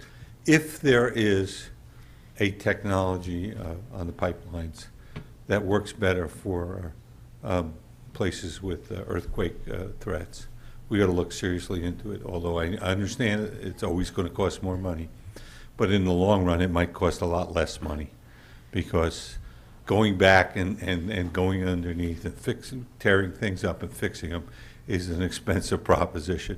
And there may be some technologies out there at additional cost that will handle our fundamental issue of earthquake faults and so on and so forth better. Obviously, if you get the big one, it's not going to work, but the small ones are what's murdering us day to day with our water lines. The other issue is we don't want to be late if we qualify, if this kind of work qualifies for getting on the list for impact fees, and I don't know if it does or it doesn't. Somebody who's a legal beagle will have to tell me that. We don't want to be late coming in, after everything's built and then go back and say, well, it's too late. We missed 15 housing projects because we didn't get it in early enough. This happens all the time. It happens not just in our city. It happens in a lot of places. So we have to start looking at that right away. And I don't want to pay one more dollar for this than I have to, because it's an enormous amount of money. But the old saying, if they give you lemons, make lemonade. And one way to make lemonade is when this is all said and done, we may have one of the best urban water supplies around, because it's going to be soft water. It's going to be chromium free. And we're going to be, doing the dilution is the solution for pollution method by mixing it all up. And there's going to be a lot of places in California without good water. And there are already many places like that. And one of the things that will be attractive here for better development projects and for our residents is for us to be able to say there's an adequate water supply and it's a good water supply. Yeah, you can't do your grass every day, but you know, we've already got the chromium 6 compliance, and we got this compliance and that compliance, and you know, we've invested a lot of money in that, and people are very concerned about all that for themselves and their families.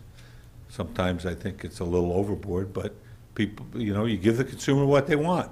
If the consumer wants to go to a place with a good water supply, good fresh water, and good tasting and soft and chromium-free, come here. Thank you. Well, I just wanted to let you know, the discussion on the earthquake part was, we had that discussion. It's designed into it. And I also want to let you know, unfortunately, it's not chromium-free. It's just a reduced level. Chromium So I don't, yeah, there you go. I don't want to, well, for the year it is, until the state decides they want 0 parts. And when they design 0, we'll build it up. Thank you very much. Thank you. Any other comments, questions? No, Mr. Mayor. Thank you very much for the presentation tonight. Item E, there's no business. Item F1.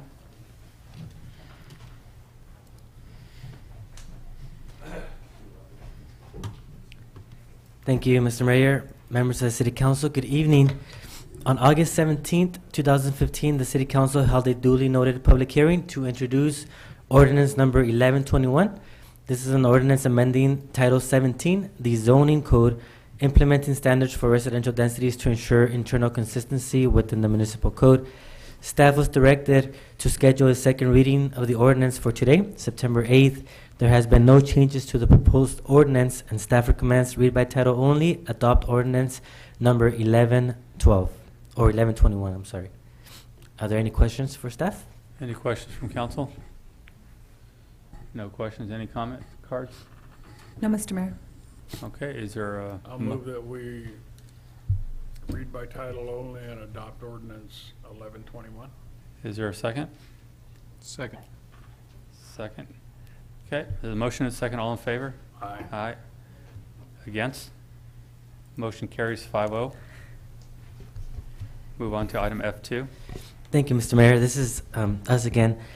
On August 17th, at the last City Council meeting, the City Council held a duly noted public hearing to introduce ordinances 1122 and 1123. And these ordinances, one is amending the general plan for a 5-acre parcel located at 180 North Chapel Road. This is the one that's north of Maple, south of Primavera, west of Chapel, and east of Lorraine Drive, from low-density residential to medium-density residential, and also an ordinance to pre-zone the property for annexation for medium-density residential. Staff was directed to schedule a second reading of the ordinances for today, September 8th, and there has been no changes to the proposed ordinances, and staff recommends read by title only and adopt ordinances number 1122 and 1123. Are there any questions for? Any questions from council? Okay, any speaker cards? No, Mr. Mayor. Is there a motion? Make a motion that we read by title only and adopt ordinance 1122 and 1123. Is there a second? Second. All those in favor? Aye. Aye. Motion carries 5-0 vote. Move on to item F3. Thank you, Mr. Mayor. This is us again, and this item is requesting approval of 2 resolutions.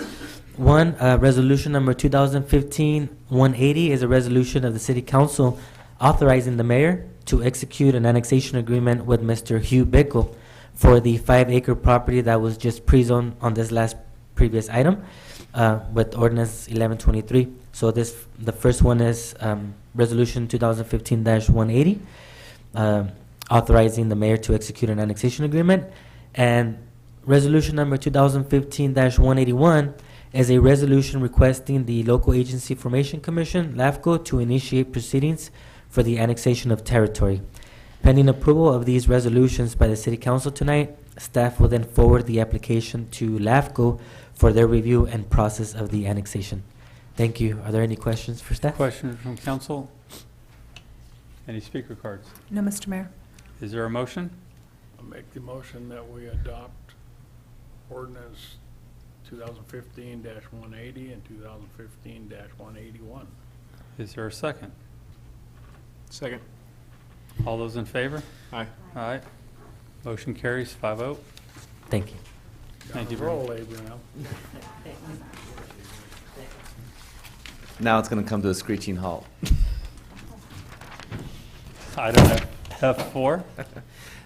Thank you, Mayor and Council. This evening, we had two contracts, items F4 and F5. We had agendized these contracts for tonight for your approval. However, the first Thursday of the month is our Fire Protection Committee meetings. Supervisor Botello and Munzer were present at that Fire Protection Committee meeting, as well as Barbara Thompson and CAO Ray Espinosa. There was a desire, or the county has some questions and or comments that we haven't seen yet. I think it's prudent for us to go ahead and hold us off for a meeting until I can get those comments and relay those back to you folks prior to approval. Again, I haven't had conversation with Barbara Thompson yet about what those changes are, but it sounds like they could be substantial. So we'll see what happens. And Okay. I'll let you know. So you want to hold off on both? Yes, please, Okay. both. Yes. So is there a motion, first off, do we have any speaker cards? No, Mr. Mayor. Is there a motion to table item F4? I'd like to You'd like to speak to it speak to it? before, that Okay. way we can kind of have our. Sure. Go ahead. They had their chance, so we have ours now. For F4, my main concern is item D4, the workers' compensation. And I don't necessarily have a big issue with how much San Juan Bautista is going to be paying for the contract at hand, but the fact that the city is going to shoulder the burden on any workers' comp during the contract period, that scares me a little bit, because it could be zero. Hopefully it's zero for the entire contract, but it could be a lot more than $160,000. I don't think that they should necessarily be paying for the entire amount of any workers' compensation issue that comes up, but they should have some kind of skin in the game in terms of something happens on a call in San Juan Bautista to a firefighter who's stationed in San Juan Bautista. There should be something to go along with that. I don't think it's necessarily a deal killer for me, but I have an issue with that. And on F5, same thing with the workers' compensation for San Benito County, but also the fact that item D6, I believe, is future growth, and it just kind of says that the county will work toward getting an idea of how to compensate or handle for the future growth in the county. And my concern is that every unit that's built in the unincorporated areas, it's going to kind of cost us more money. And we have 3% built in for the CPI, but I don't think that necessarily covers growth. So we're kind of, the way the contract reads, it kind of reads to me that we're hoping that in the meantime, the county will come up with something. I don't necessarily think that that's enough pressure for something to actually get done. I'd like something more concrete on that item. Did you want to address those issues, or? Well, if that's the, I may be getting in an uncharted territory, and I'll ask Brad to help me when I need it. I think that if the council has had the opportunity now to take a look at the contract, if by consensus that the council feels strongly on future growth, for instance, and or the workers' compensation, if the direction is to try to put some firmer language in there that's agreeable by both parties, we can certainly do that. I want to make sure that, between I'll talk in generalities. The two contracts, I tried to keep them very similar, with the exception of the term, and that's a huge deal for me. San Juan Bautista is a 1-year contract. That's what they were expressing, and then San Benito County obviously is a 3-year term. So those are. Other than that, everything is pretty much consistent. So again, if Councilman Clower would like to see something a little bit, worked on a little bit from a workers' compensation perspective. I can work with Brett and Brad, and we can put together some language and also future growth. And if that's the consensus of the council, the direction will be duly noted, and we'll work towards that. Councilmember Friend? Well, I know we talked about this at the fire committee, that future growth is going to be something that I was against the 3-year contract with the county because of what could happen in 3 years as far as growth is concerned. And the other concern I have is also with growth. They promised us that the 4th fire station 2 years ago, and they're still deciding on where they're going to put it. I haven't seen anything very positive from the county, from their planning commission, that says, here's the spot, here's the funding, we're going to do this. They keep picking a spot, and then they back off on it, and then the planning director says, well, it'll take 6 months to design it. The one place was an existing building. I don't know what the design was going to do. I just, and I think I've told you before, I think this contract should be stronger, both workman's comp, and I know we've talked about it before. It's not fair to have the city whole and harmless just for something that happens at the county level, and they don't seem to be coming back to us with any resolution. They feel like, well, you're the contractor, you pay it, which is normal with any contract, but they're not working with us at all on this. I'd like to add, I think going into those conversations, we've had extensive conversations on some of these items. The workman's comp issue, it was discussed early the first time we went around. End of the day, the reality of it all is if there was a fire in San Juan Bautista and they called for our help and somebody got hurt on that call, we'd be paying those costs. The idea here was that partnership within the county so that we have more firefighters, are better protected. We're working as a team throughout the county. At the end of the day, it does save us money by working together as a group rather than as before. A lot of times we were called out to calls to respond to CAL FIRE, and this is a partnership that kind of brought those dollars back to the city to again work as a partnership. The future growth issue, the county understands that that's an issue, and they are trying to address that issue to add that to their language on their projects. And at this time, they're trying to add that to the large project that's going on. And we have been pushing really hard to get to that point, and soon it will be there. As the contract expires, if they haven't got there, there's going to be a pretty large increase to their bill also. So we try to cover it in different ways. It's not perfect, but I can tell you, from these original talks 2-3 years ago, we've gone a long ways. We've done a great job. The fire department has done an incredible job out there, and that partnership has worked.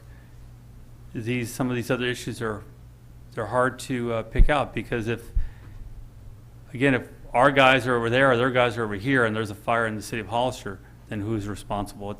It's a team effort, and it's just not going to be perfect on all grounds, but in the end of the day, it's been pretty fair. I think very fair, and the response time's been cut down considerably. The safety of the residents has really improved, and as I understand, the insurance rates have gone down because of this partnership. So overall, we're in a much better position than we were just 3 years ago, and hopefully we can keep making this contract better. And I think at this point, the county has seen their benefits of this, and so has San Juan, and they're willing to pay their portion. They have. And again, if in 3 years they're not going to do their part of charging for the future, as we started doing here in the city, that will be a whole different discussion, and they understand that. They've been very fair about it. So we are getting there. Just wanted to make sure everybody understood we did have those discussions. Councilmember Luna? Yes, I'm just, during your fire protection committee meetings, I'm sure these contracts have come up already. Yes. For discussion. And my concern would be that, you know, we have the Hollister Fire Department, which is actually the department, I feel, that is heading these contracts. Yes, it is. So I'm just wondering if they are okay with these contracts, or should there be some changes made at this time? We've got time for up to the next meeting in September 21st. So if everybody is okay with that, I think, you know, I tend to agree with Councilmember Carson and Clower to look into this, to make sure, you know, that we are going into these contracts with the right mind and you know, and we're looking out for our own department as well. Well, going back again, the history of this agreement, you know, when we talked about this originally 3 years ago, we were in a pretty bad state as far as the fire department and the risk of having to lay people off because of the situation we're in. This partnership allowed the growth of the department, the partnership by the county paying us the additional funds and San Juan Bautista, but more importantly, it provided a better, stronger fire department for an entire county. So the result was a very positive result compared to where we were 3 years ago. And we need to be careful not to make the mistake of going back and not realizing the improvements we've had because of this agreement. There was a lot of work to go into it. It's not perfect, but I can tell you it is much better than where we were 3 years ago. The county and San Juan Bautista, even our own city, really had a hard time as we started this and working this out, meeting after meeting after meeting to get to this point. And these were the early agreements. It's changed a bit, but again, the overall result is a positive for the city. It's not a negative for the city. So with that said, I think one of the things that I would maybe like to do, because I keep forgetting this is Tuesday night, tomorrow's Wednesday morning, our city clerk, our new city clerk is going to want the reports Friday at noon, and I haven't gotten anything yet from the county, so can we shoot for the first meeting in October? If I do get comments and we can put it together quickly and everybody seems to be amenable, then I will get it on the agenda for the 21st, but I'm just thinking now timing-wise, we missed a day. Yes. Just from a process aspect, I understand what you're saying, Mr. Mayor, but Councilmember Luna and I, we sit here, this is the first time we've read this thing. So we don't have 3 years of history watching this beautiful document come together and grow over time. So we get to look at it as a snapshot and say, without mincing words, this isn't great, this is terrible, everything else is okay, circle it, scratch it out, get rid of it. I don't know if there's a way for us to get in on the ground floor and look at these things, because every single time we go to approve a contract, I say the same thing, in that it's really hard to vote on something when you haven't had any input on what you're voting on until it's on your desk. And we get it on Thursday before the Monday. And I'm getting a little frustrated because if we're not on that specific committee, which I've said before, I'm not on a lot of these committees, and I'm frustrated with that, is that we sit here and we don't have any say on what's happening on these contracts. And then if you vote against it, you feel like you're holding everything up that you've been working for 3 years on, that you've been working for 3 years. So I don't know if maybe we look at this when it's in the process of being worked out. I don't know if we can even do that, but I'm frustrated. I'm tired of sitting here, and it feels like we're being dismissed a little bit on what we're saying. And I know that's not what you're trying to do, but this is our only time, the way that it's set up, this is our only time to have input on this. And I feel bad because I'm having to go at 5 o'clock today, I'm going to different parties and say, what is this? Is this a big deal to you guys? Does it matter? And that's not really how it should be. I can't disagree with you, and I think what I will now offer is this, is that we used to have study sessions on a pretty regular basis on items like this, and maybe that's what we go back to, is we pick the off Monday nights, either this is the second or the fourth, and we have informal conversations with you, with the council, and staff will receive direction. So how about this? Probably the most appropriate thing to do at this point is when I get comments from the county, and we try to formulate our comments, we'll come back on, say, September 28th, if the council is available, and we'll have a discussion about the contracts prior, as a whole council, prior to their adoption. And we'll do that from now on important things. I don't even know if it's necessarily needed for this item, but in general, we get an agenda packet on Thursday that's 380 pages long, and we have to figure out 7 contracts in 4 days, and we don't have a chance to go out and check with the parties who really have a stake in this. It's not right. And I know that as far as staff goes, it's really hard to get everything out, and I wish we could have it a full week before, and that's not feasible. But if it's not feasible, we have to set it up so that we can really understand this. Because since I've been on, there's been a couple times where I've said, well, this was a terrible decision 10 years ago or 15 years ago.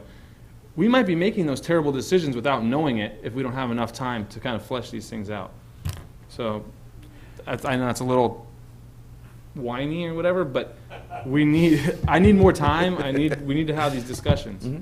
And it's what you're saying is valid, and I understand going through a lot of these myself, I have the same questions.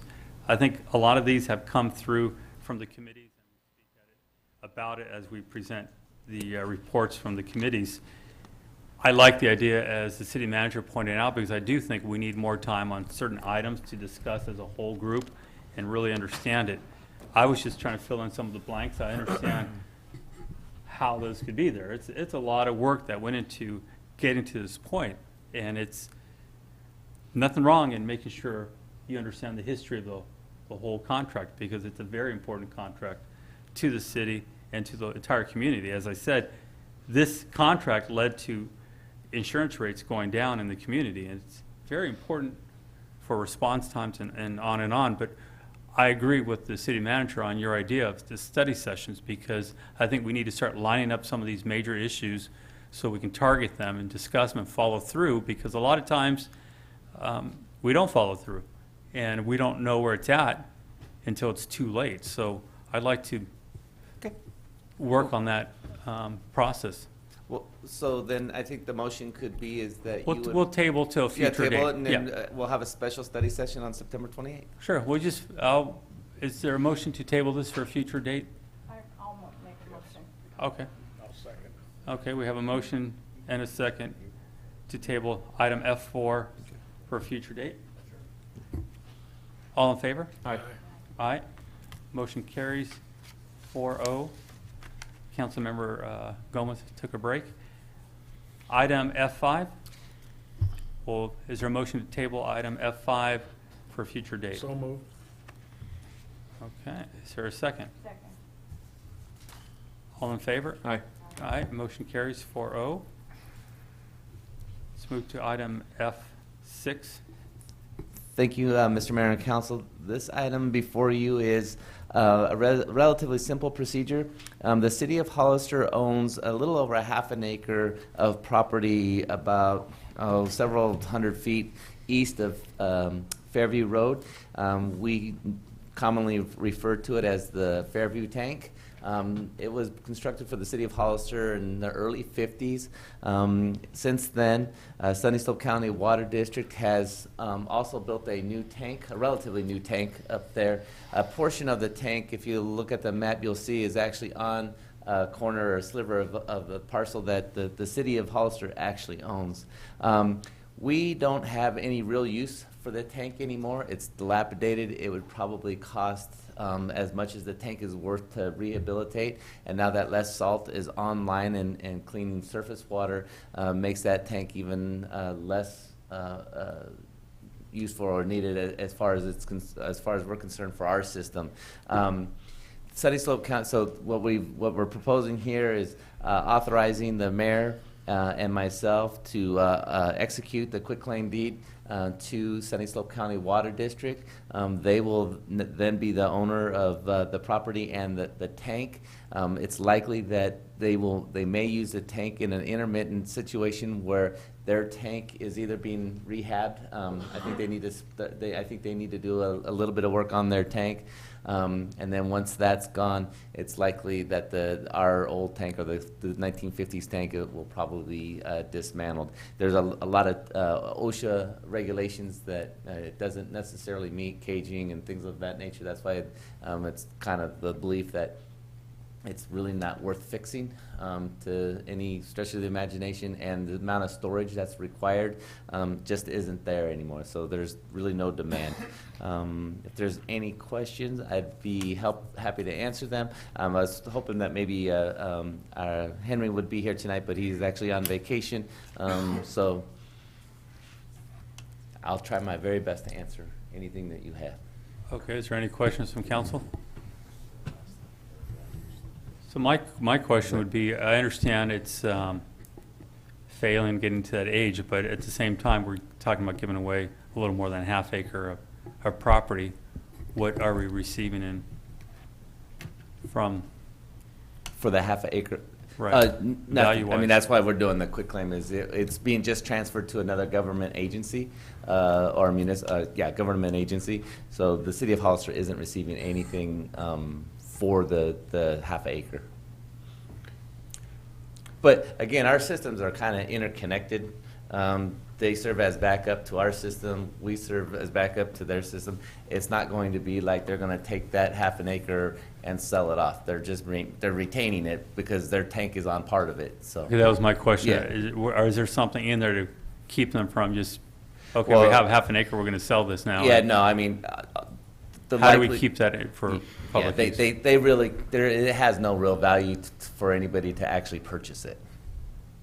I mean, Sunny Slope County Water District, there'd be no real benefit, or I don't think anybody out there would be wanting to purchase a sliver of a piece of property next to their water tanks, or a water tank, ultimately. But I guess that is my question. Are they going to keep the water tanks there? Mm-hmm. They'll keep theirs there, yeah. They will keep those? Yeah. Okay. And they are, we inserted in the language that they assume all liability for cleanup, demolition, repairs. You know, if the tank has to come down, that's, by taking it, it's their responsibility. So that could be a huge cost savings. Right, okay. Are there any speaker cards? No, Mr. Mayor. Okay, is there a motion? I'll make a motion that we adopt resolution 2015-184. Is there a second? Second. All in favor? Aye. Aye. Motion carries, 5-0 vote.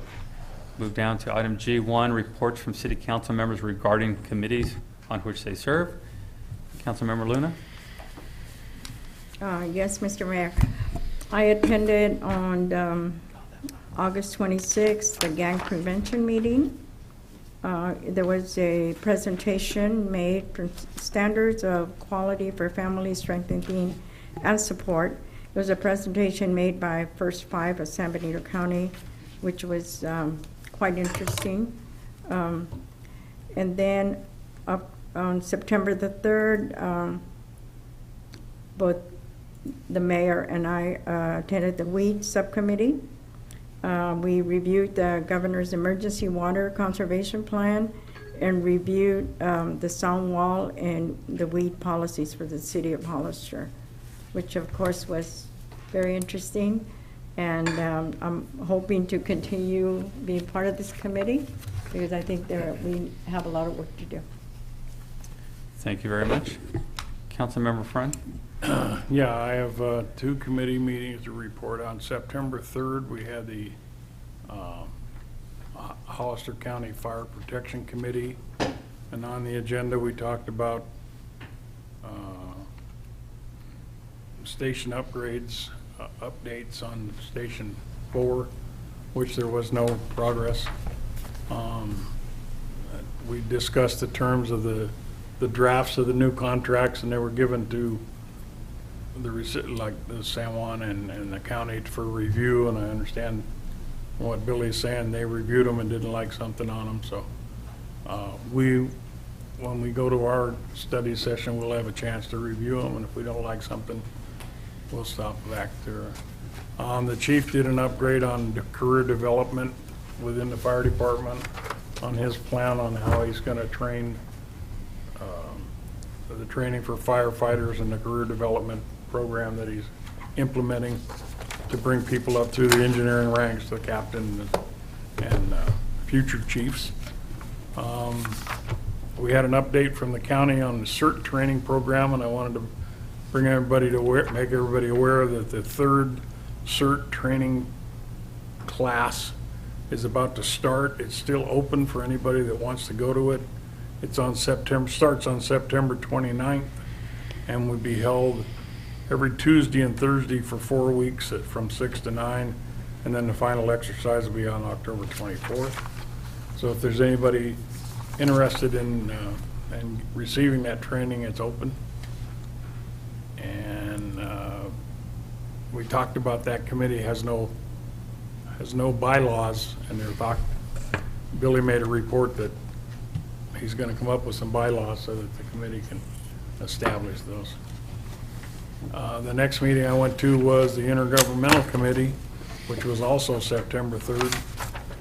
And the tax initiative was talked about, which one of the outcomes of that talk was what Billy's talking about, where we're having the attorneys come and talk to us about what our needs and our rights are as far as where that's going to go for election time.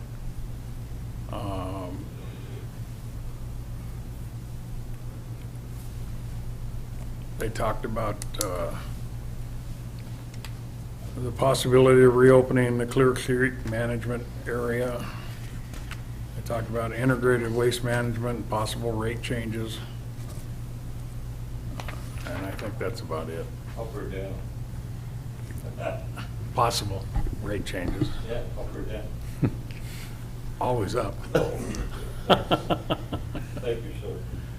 And that was it as far as that. Okay. Councilmember Gomez? Yeah, thank you, Mr. Mayor. Just a couple of updates from COG. It feels like it's been a while, but so just so folks are aware, we did extend an offer, and it was approved to Mary Gilbert. Mary isn't here anymore, but she is your new, starting I think next week officially or something like that. She will be our new executive director for the County of San Benito's Council of Governments. We did discuss a few things. We received a report regarding the traffic impact mitigation fee study, and we're plugging along, and we're hoping to have some information to share with folks sooner than later. The mayor and I have had some discussions on that, and we're hoping for some urgency behind that. We also had a couple of discussions on Highway 25 funding, and we did have a discussion on the possible transportation tax as well. The only other, and please jump in anytime, Mr. Mayor, if you have some updates that I may have missed from that committee meeting, but regarding the Highway 156 new 4-lane project between San Juan Bautista and the city of Hollister. It's currently in the project design phase, and appraisals are in progress for right-of-way acquisition. And we're hoping to obviously break ground on that project in the next 24 months or so. So I think that's all I have from that committee. Thank you. Thank you very much. Councilmember Clower? Again, I had 0 committee meetings. Okay. Just to expand on Councilmember Friend's committee, intergovernmental, where the discussion was about the extension of the current 8.5 sales tax and having the county and San Juan Bautista commit to the same number, and for all of us to commit to using those funds for road improvements and other projects that benefit the community. A lot of discussion, a lot of information that's still being sorted out. The attorneys are showing up at the next meeting to make sure we have the factual information on what is possible to do. I'm sorry, Mr. Mayor, I have a quick question. Is that for a special tax? That's to find out if it would fit as a special tax, general tax, if it can be in June, or if it has to be in the general election. There's a lot of open questions, legal questions that we have to sort out, so then we can come back and talk to the council as a group on what direction we would like to go on. But the good news is that there is a lot of progress coming from the county side at this point, and even San Juan Bautista to the understanding these things have to happen. Councilmember Gomez explained the COG meeting very well. There's a big focus on Highway 25 and how we're going to get there to do the things we need to do, rather than, again, kicking the can down the road. So that's moving along very well. Okay, let's move forward now to item G2.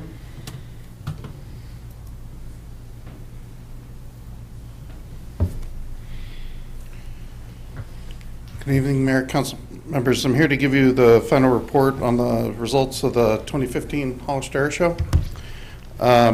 We conducted our wrap-up meetings for the Hollister Air Show, and I met with the committee and received and reviewed their feedback. It needs to be pointed out that the air show wouldn't happen without them, without the volunteers. We have 3 paid staff that work out there at the airport, and an event like that can't be done without the volunteers, and we really appreciate all their help. And I couldn't put it together without the guidance of the committee we got going. They are indispensable. Approximately 2,100 people attended the show. I believe the mayor and his children attended. This year, we budgeted $60,000 for the show. We held costs to $47,000. Unfortunately, $7,000 of that was spent 2 days before the air show due to emergencies. We had a performer's wife get injured and was unable to show up, so we had to replace him at the last minute. That was expensive. We also had some agreements in place with 2 different organizations to provide security services for us, and both of them canceled at the last minute after we made commitments. One of them, we promised to feed them, so food was ordered and purchased for them. So that was additional cost that I had to hire security at the last minute also. Our revenues totaled $37,000 this year. Resulted in a loss of approximately $9,500 for the airport, or 1% of our annual revenues. Feedback was mostly positive. Many people really appreciate the small venue, the aerobatic aircrafts, and the motorcycle display. Lots of comments on need more shade. We'll look at providing that in the future. It is an air show though, so putting a roof over people kind of defeats the purpose when you want to be looking at airplanes. But we will try to have more shade stops so people can get out of the sun in between acts if that's what they're looking for. People were looking for more advertising up in the Bay Area. We'll do what we can, but in order to contain costs, we try to limit the advertising budget to 20% of the budget. And the other thing that was lacking were vendors. People want more food vendors, more food vendors. We have absolutely no control over the food vendors. The only way to have that control is if we did like what the fair does, and we contract with the food vendors ahead of time. So we contract with different groups to provide different food. The problem is that's going to cost us money, and if we don't make the money back in the receipts, then it's more cost for the airport. So that's a risk that I've been unable or not willing to do. So we have, I believe we had 4 food vendors out there this year. Lulec's been there in the past, and everybody loves them, but they missed it last year, and that was unfortunate because everybody wanted their tacos. So the other requests were for more extravagant acts and more military participation. That costs big money. Military participation is free, but that's free if we provide the housing, we provide the transportation, we provide the support. If you want to get the Blue Angels, there's actually a book about that thick of all the stuff that you're providing for that free act. So we can't have quite as much military participation as some of the other air shows with, $500,000 or $1 million budgets. But we do what we can. Steve over there actually was able to get us that F-18 at the last minute. I believe it was a combination of Steve and one of our volunteers named Bob Carpenter, who was a former general in the Air Force. We really appreciate it. They're already lined up to come back next year if we'll have them. Of course, we'll have them if we have another air show. So, and the F-18 was a big hit out there. I believe everybody thoroughly enjoyed seeing that, including one of our sponsors that provides parts for the F-18. So staff reported this report to the Airport Advisory Commission on the 26th of August. After a lengthy discussion, the Airport Commission made a recommendation to continue having the air show with a 5-to-1 vote. At your direction, I'll go ahead and bring back another item to the next meeting to set the dates for the next air show. Are there any comments or questions from Just a question. Councilman Molina? Mike, do you plan to continue to have it on Father's Day weekend? Obviously, you folks set the dates. Father's Day weekend has been both a blessing and also has its downsides. One of the downsides for Father's Day weekend is it's a Columbia fly-in, and it's a fly-in that's been going on for years and years and years and years. So as you see in our numbers, our fly-in traffic takes a pretty good dip. The benefit to that is we have more room on the ramp for show cars and other things, because we really don't have a huge ramp out there for the event, for all the seating, for the tents, for the crowd. So that has its pluses and minuses. Father's Day itself has been good for the air show. There have been lots of fathers out there at the air show. Other people will say, they don't come because it's Father's Day. We had the same problem on Memorial Day weekend. Half the town would go camping on Memorial Day weekend, and some people would come out to the air show.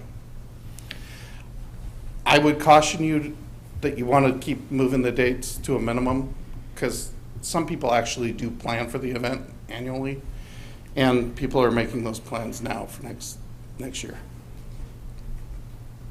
And I think that's one of the reasons you didn't get to the youth group, because parents wanted their kids home with their Understand. dad. Yeah. Okay. Any other questions from council? I'd like to say, I did enjoy the show.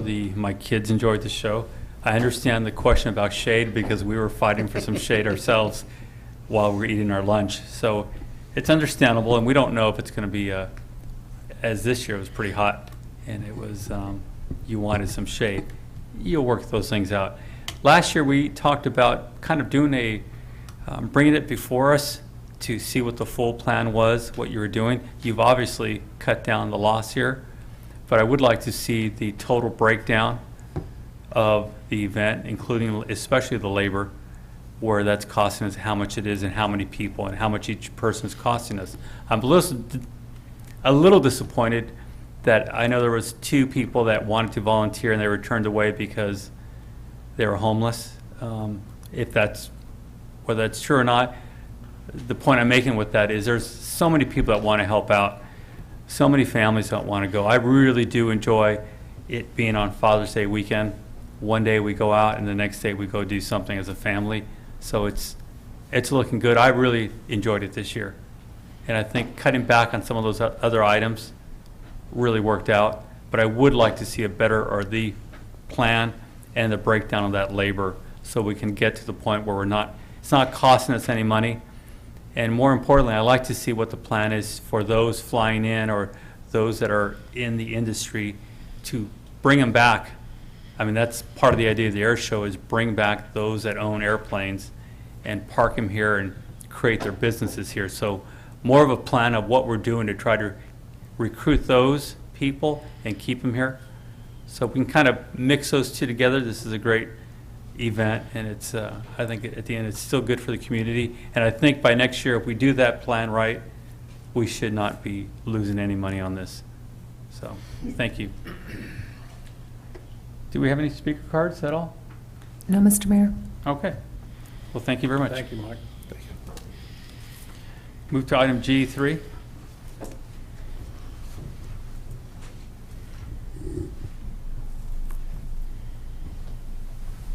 Good evening.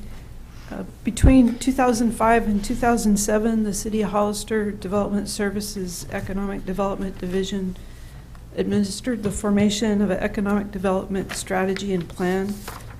It resulted in the identification of 9 economic development principles. Those are posted on our economic development homepage today.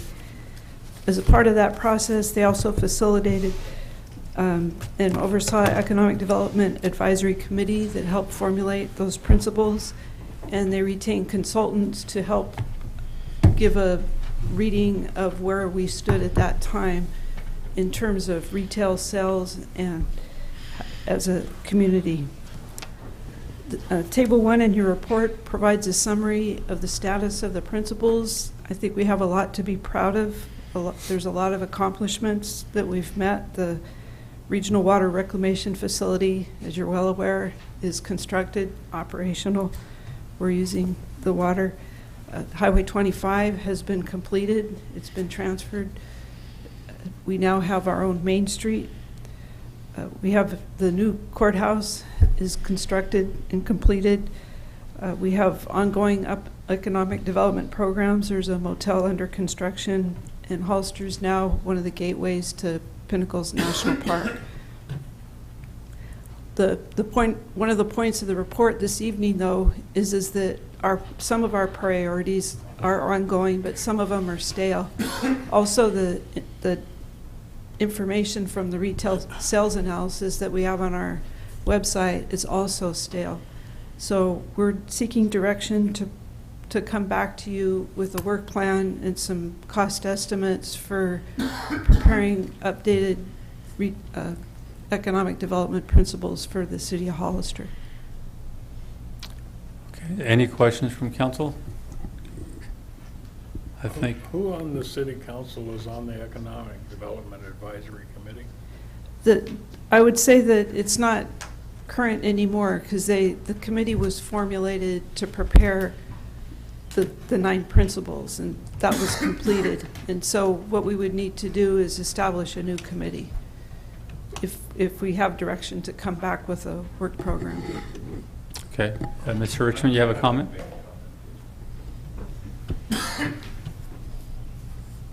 I think you all know, Marty Richmond from Hollister, I think you all know that my position on this, that I'm all for economic development because it's one of our weakest revenue areas. And then all the areas in the northern part of California doing very well are the ones that have good economic activity. It generates funds for the community, generates funds for the residents, generates disposable income, which in turn generates taxes, which in turn generates services, and around you go. And if you got a hole in that, my concern here is that this is one area that cannot move in the speed of government. And I hope people who are in government don't take that as an insult. But look, government runs at a certain speed, which is, oh, let's study it, let's look at it, let's do it, let's plan for it, let's study it, let's look at it. You know, the economic life of Northern California is a dynamic, really dynamic life. You know,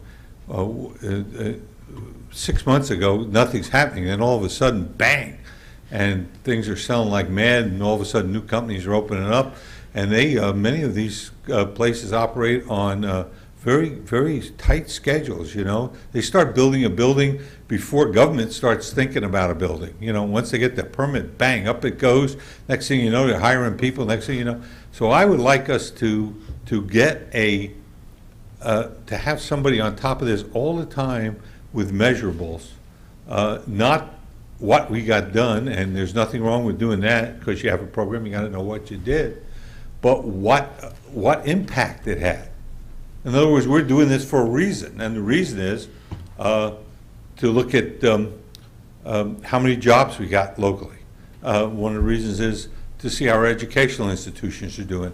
One of the reasons is to see how the buildings are doing, how the real estate industry, which is enormous. Nobody talks about it. Everybody talks about manufacturing, but the real estate industry in California is just a phenomenally huge industry. This all employs all kinds of people. There's all kinds of money moving around.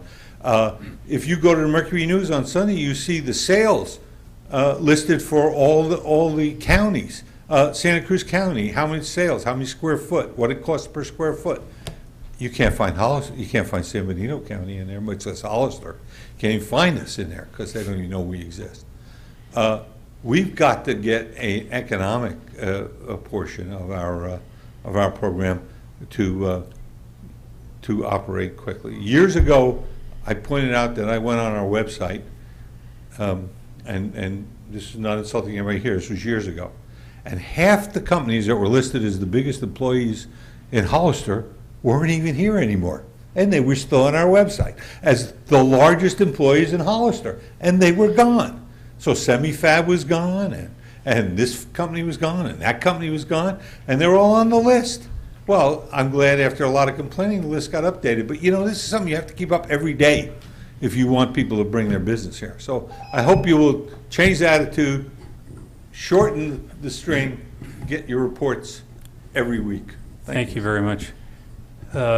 Earlier last year, Councilmember Friend and I brought back from the conference a couple of different firms that really this is what they do, and they actually even came out to come have a conversation about it, but their specialty was bringing in the online retailers and some of the POS, those companies, to the area, and also retail. So I'd like to see us really start working with some of these companies that's what they specialize in, so they do get it done. As Mr. Richmond pointed out, when companies come here, they don't want to waste time. They want to know if they can do something here, and they want to get it done as quickly as possible. I thought those were very good options for our community, and it starts providing some jobs here locally, high-paying jobs. So I want to make sure, and I think, again, I like the idea from the city manager of having the study session so we could stay focused on this, and we could really make the decision of where we want to go as a community, so we can figure out if that means hiring a person that specializes in that and keeping them focused on it, so be it. But we do need a plan to make that all happen. And I'm glad you brought this forward. It's definitely what we needed. I'd like to see you keep moving forward, and I'm hoping the council feels the same way. Yeah. And Councilmember Lewis, do you have another comment? Yes, I just want to make a comment to Mary. I know I've talked to you about a couple of corporations that I have personally contact with, and can we do a follow-up on that? Mm-hmm. Because I think they're actually, the real estate division is coming into the Central Coast, and I really feel like maybe the stop should be Hollister. And I'm wondering about that committee that Ray was talking about. I have a listing of all our committees here, and I know that I belong to probably 6 or 7, but I think I've only gone to two or three meetings because nobody else calls a meeting. Yeah, so I think that's something that we have to concentrate on, and possibly this one committee would be most helpful. And I believe in the sessions, but also if you have that committee, I think that committee, we can bring a lot of information forward. I know that at the some time ago, I mentioned distribution centers. Distribution centers can do wonders for any community. And I'm just wondering if we should not look into that, because I can tell you some of these small cities are actually attracting, distribution centers. And I mean, who doesn't buy online today? So I can sit down and talk to you about it, but I really would prefer having a committee where a couple of the council members could sit on, and then we could discuss it further. Okay, thank you. And one of the tasks this company did was exactly that, the distribution centers, and that was their specialty. And it's a great way, again, to bring in a lot of revenue without a lot of the impact. So I guess what I'd like to see first is come back with some of the information you're talking about so we can set up the committee from that point. I think it's a good move forward. Thank you. If that's what, is that what the council feels? Yes? Okay. Thank you very much. Item G4, informational reports. City Council, Councilmember Luna. Yes, thank you, Mr. Mayor.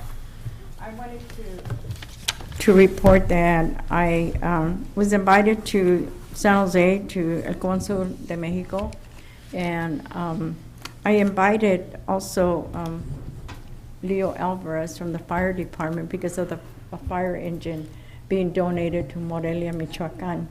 And it was a great meeting. It was, they're very interested in Hollister and in helping out. So we really took some time to talk about a sister city, possibly a sister city in Mexico. And so that's something that I would like to bring up and for further discussion, because El Consulado would like very much to be here with City Council and make a presentation. I think that would be something very good. I did mention to them the west side, the beautification project. They seem to be very excited about that. And there's just so much that we can share, you know. So I also attended the Panoche Valley Solar Reception, although I was in and out there, but I attended. It was very nice. And this morning, I was able to attend to the PG&E grand opening, the ribbon cutting ceremony. It's amazing, that office, to see that office. And it was just really good to hear from the PG&E, you know, actually administrators that were there, to say that Hollister in the Central Coast is the busiest office for walk-in customers. And it's a center. It was beautiful. Councilman Friend was there as well. But you know, if you walk in the office, you're going to see a beautiful mural. It was mural, right?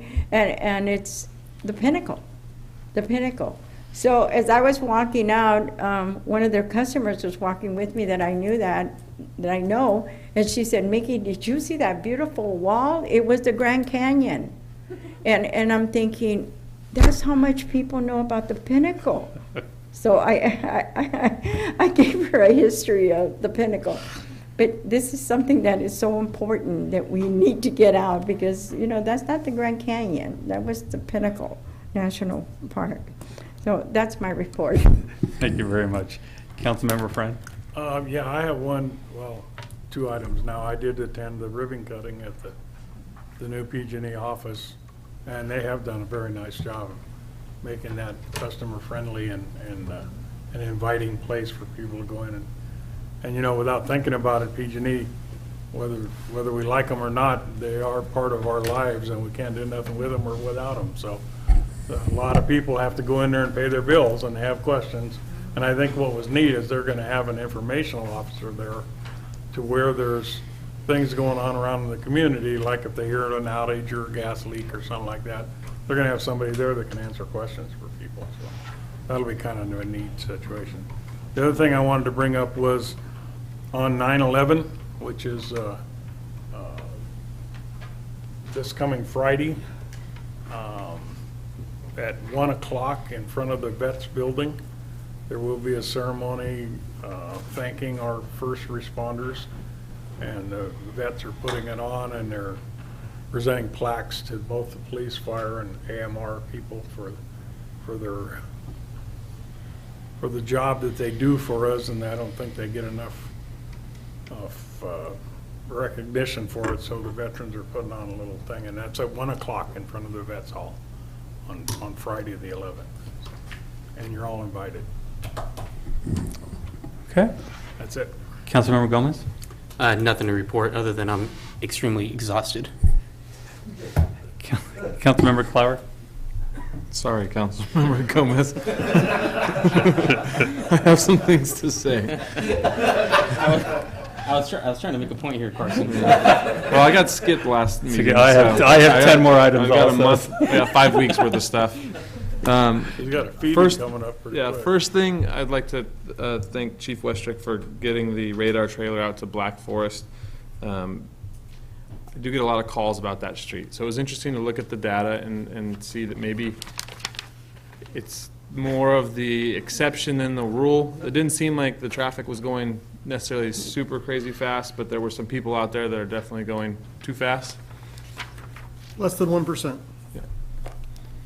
And I think that 1% is still something that an accident can happen from that, but it was good to see that it's out there. So I'd like to, maybe at the next meeting or sometime in the near future, we talk about possibly getting that radar trailer out as a normal standard operating procedure, that it's out on the streets every week. Because I think that if we just move it around one district every week and just keeps moving, then we can kind of quell it a little bit, since we're not willing to, or we don't have the resources to get a traffic enforcement officer out there. I think that having the radar trailer is at least something.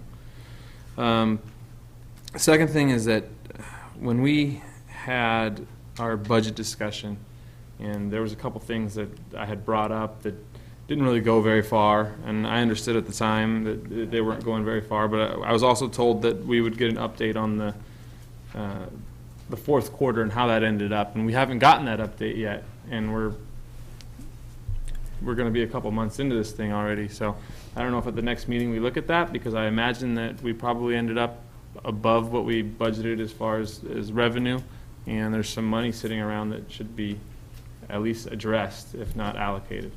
So that's something that I'd like to see. Third thing is that, and it kind of goes along with the second thing, is that we all got an email from Mr. Richmond regarding the library, and it's, for whatever reason, it's kind of becoming my my pet project in my mind, that if we don't start, we'll never get a library. So I don't know if what we do, or if we team up with the county or whatever it is to get a library needs assessment, because we have to find out what square footage do we need, how many computers should we have, how many people are coming into this thing. If we don't start, we won't get one. And who knows, maybe we spend money on it and it doesn't work out and we don't ever get a better one, but we won't know unless we actually start doing it. So I'm going to keep, just like I was with the housing issue, I'm going to keep bothering you guys on this until something happens. So get ready for that. I Is that it? have a question. We brought the HERO program up at a meeting before, and you were one of the ones that had objections to it. I think we should be addressing that again.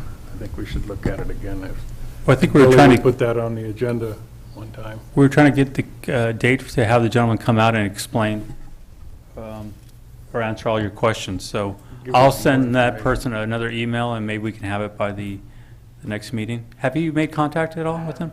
Okay, I'll send him another email. He sent me an email asking what happened, and I said you had questions. So yeah, and there's going to be, I don't know if we can even really talk about it, but there's going to be people who come out and they're going to want to absolutely hear this discussion Yeah. and kind of weigh in. right.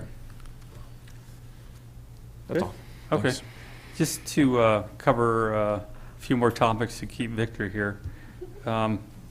The budget issue we have been discussing, and he waits for the final numbers to start coming in by August, so we should be having that pretty quick, and we did have a discussion about that last week to make sure that he brings forward all the information, and at this point it's looking positive, correct?